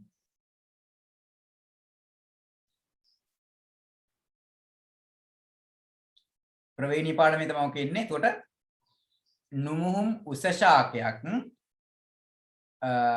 මිටි ශාකයක් සමග දෙමුහුම්කට ලබාගත් ශාක වලින් F1 උස 3කුයි මිටි ශාක 1කුයි ලැබීමට අනුගමනය කළ යුතු ක්‍රමය කුමක්ද කියලා තමයි අපෙන් අහන්නේ. ඒ කියන්නේ ඉස්සරෝම අර මුකුත් ඒ කියන්නේ උස ශාකයකුයි මිටි ශාකයකුයි මුහුම් කරලා තමයි දැන් ලබාගෙන තියෙන්නේ. ඒ වගේම අපිට 3ට 1 අනුපාතයක් ලබා ගන්න ඕනේ. සාමාන්‍යයෙන් 3ට 1 අනුපාතයක් ලබා ගන්න නම් අපි මොකද්ද කරන්න ඕනේ? දෙමුහුම් ශාක ස්වපරාගණයට තමයි ලක් කරන්න ඕනේ. 3ට 1 අනුපාතයක් ලබා ගන්න නම් අපි කරන්න ඕනේ මොකද්ද? දෙමුහුම් ශාක ස්වපරාගණයට ලක් කරන්න ඕනේ. ඒ කියන්නේ උත්තරේ අංක 2 තමයි වෙන්න ඕනේ. ඔය ප්‍රවේණී පාඩම අපි පස්සේ බලමු ඈ. මම ඒක ඕපන් කරලා නැහැ අද. ප්‍රවේණී පාඩම පස්සේ වෙලාවක අපි කතා කරලා බලමු. ඒක හොඳට මුලින් ඉඳන්ම කියලා දෙන්න ඕන පාඩම. සාමාන්‍ය ප්‍රවේණී පාඩමෙන් නිකන් මට අර අනෙක් පාඩම් වගේ තැනින් තැන ඉක්මනට කියලා දීලා තේරුම් ගන්න අමාරුනේ ප්‍රවේණී පාඩම. දැන් ප්‍රවේණී පාඩම හොඳට බලන්න. මම ඕනනම් ඔයගොල්ලන්ට මේ 10 වසර ප්‍රවේණී පාඩම කරන දවසට ඒ ක්ලාස් එකකට එන්න කියලා කියන්නම්. එතකොට හොඳටම අහගන්නත් පුළුවන්. එහෙම කාට හරි එන්න ඕන නම් මට පොඩ්ඩක් කියලා දෙන්න මම එතකොට කියන්නම් ඈ. 10 වසර ප්‍රවේණී පාඩම කරන දවසට ඒ ක්ලාස් එකට ජොයින් වෙන්න මට කියන්න ඒක ඕන නම් ඉන්න. ඒතර මම ඒකේ ලින්ක් එක ඔයගොල්ලන්ට එවන්න. හරි. ඒකට උත්තර වෙනවනේ දෙමුහුම් ශාකය ස්වපරාගණයට ලක්වීම කියන එක තමයි වෙන්න ඕනේ. උත්තරය අංක 2 ඈ. හරි. අපි යමු 32 වෙනි ප්‍රශ්නෙට. රූපේ දැක්වෙන පරිදි කෙළවරක් වසන ලද වීදුරු නලයක් තුල රසදිය කඳක් සිර කර ඇත. වායුගෝලීය පීඩනය P නෝට් වේනම් නලය තුල ඇති වායුවේ පීඩනය වායුවේ P හි අගය දැක්වෙන ප්‍රකාශය කුමක්ද කියලා තමයි අපෙන් අහන්නේ. හරි. ඔකට උත්තරයක් කියන්න බලන්න. ඔය වගේ ප්‍රශ්නයක් මට මතකයි ඔයගොල්ලෝගේ අර පේපර් එක තිබිලා අපි සාකච්ඡා කරා. මධ්‍යම පළාත් පේපර් එක. හරි. මේකට උත්තරයක් කියන්න බලන්න මට. අද උත්තර දුන්නේ දෙන්නේ තුන් දෙනෙක්. උත්තර දුන්නේ ගොඩක් කට්ටිය උත්තර දුන්නේ නැහැ නේද? උත්තර දුන්නේ ගෝවිද දුන්නා, ඊට පස්සේ තරිඳු දුන්නා, නිරාජ් දුන්නා. ඒ තුන් දෙනා තමයි ගොඩක් දීලා තියෙන්නේ. වෙනදා නිසිල එහෙම උත්තර දෙනවා. කොහොම නිසිල නැද්ද අද? බාතිය. මේකට උත්තරයක් කියන්න බලන්න 32ට.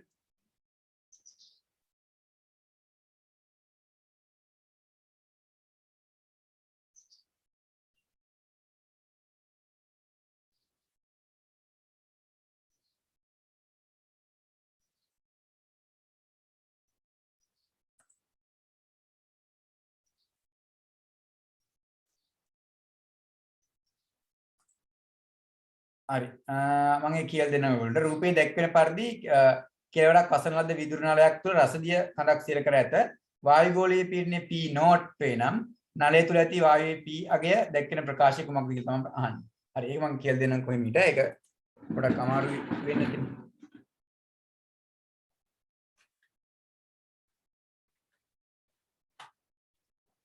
හරි. ඒතරේ තියෙන්නේ මෙන්න මේ විදිහට.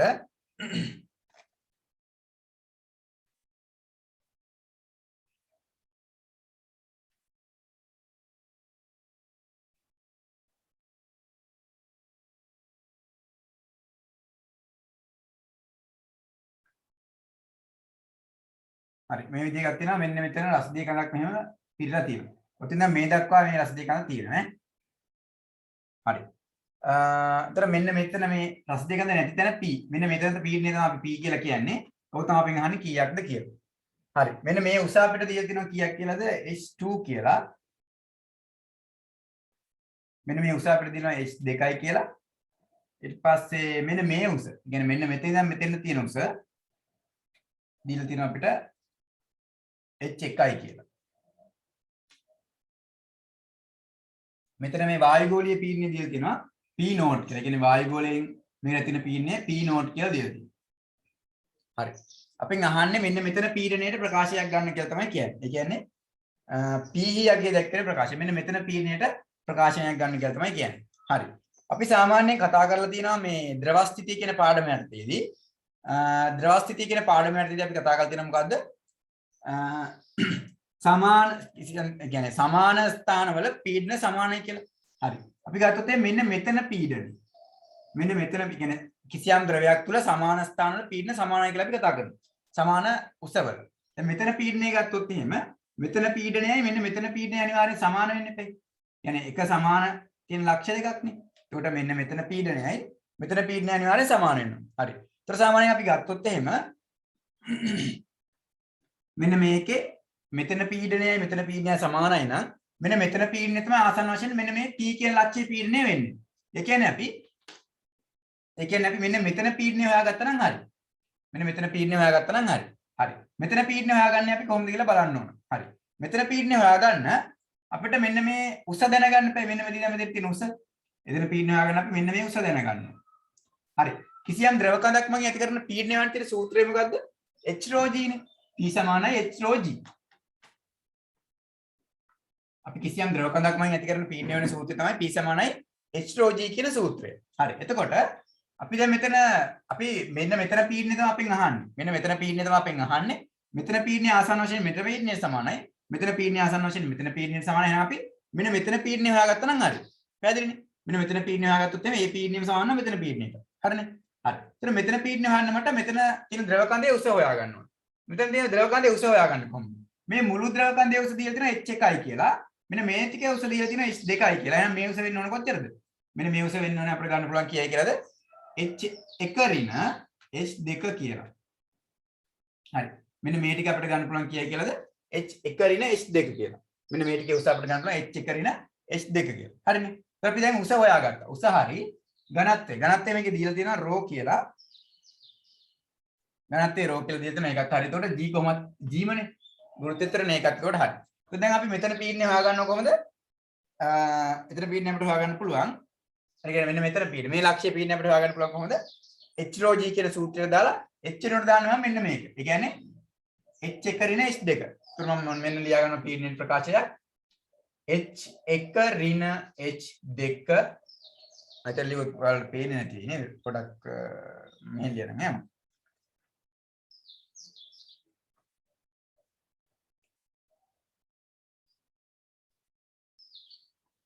හරි දැන් පේන්නේ. හරි. මම ලියන අතර ප්‍රකාශනයක් P කියන එක සමානයි. ඒ කියන්නේ මෙන්න මේ P මේ P කියන එක සමානයි H rho g නේ දාන්න ඕනේ. මෙතන පීඩනය හොයාගන්න. ඒතර H rho g දාද්දි H1 ඍණ H2 තමයි මේ උස වෙන්නේ. මෙන්න මේ උසනේ අපිට ඕන. මෙන්න මේ උස මෙතනින් උඩට තියෙන උස තමයි වැදගත් වෙන්නේ. ඒ කියන්නේ H1 ඍණ H2. හරි. මෙන්න මම ලියනවා H1 ඍණ H2 එකමයි උස rho g. rho g කියලා කියන්නේ ගරත්වය, rho g කියලා කියන්නේ ගුරුත්වජ ත්වරණය.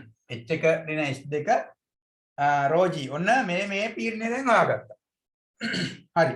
දැන් මේ පීඩනය කියන්නේ මේ ද්‍රව කන්ද වලින් ඇති වෙන පීඩනය තමයි H එක ඍණ H2 වැඩි කිරීම ρg කියලා කියන්නේ. ද්‍රව කන්ද වලින් ඇති වෙන පීඩනය තමයි මොකද්ද? H එක ඍණ H2 වැඩි කිරීම ρg කියලා කියන්නේ. හරි. ඔය ද්‍රව කන්දෙන් ඇති වෙන පීඩනයට අමතරව මේ වායු ගෝලයෙමුත් පීඩනයක් ඇති වෙනවා මෙතන. මේ තියෙන P නෝට් කියලා. දැන් අපිට මේ P නෝට් කියන එක මේකට එකතු කරන්න ඕනේ. ඒක ධන P නෝට්. හරි. ඔන්න ඔය තමයි උත්තරේ වෙන්න ඕනේ. හරි. ඔය තමයි උත්තරේ වෙන්න ඕනේ. දැන් පැහැදිලි මේකේ මොකක් හරි අපැහැදිලි තැනක් තියෙනවා කියන්න බල මම අයිත් පාරක් කියලා දෙන්න. මේක තේරුණාද ඔයගොල්ලන්ට? තේරුනේ නැත්නම් කියන්න. මේක පොඩක් අමාරු ප්‍රශ්නයක්. හරි. මේක තේරුම් ඉදි කරුණා ඉන්නවනේ කියන අයත් කියලා දෙන්න.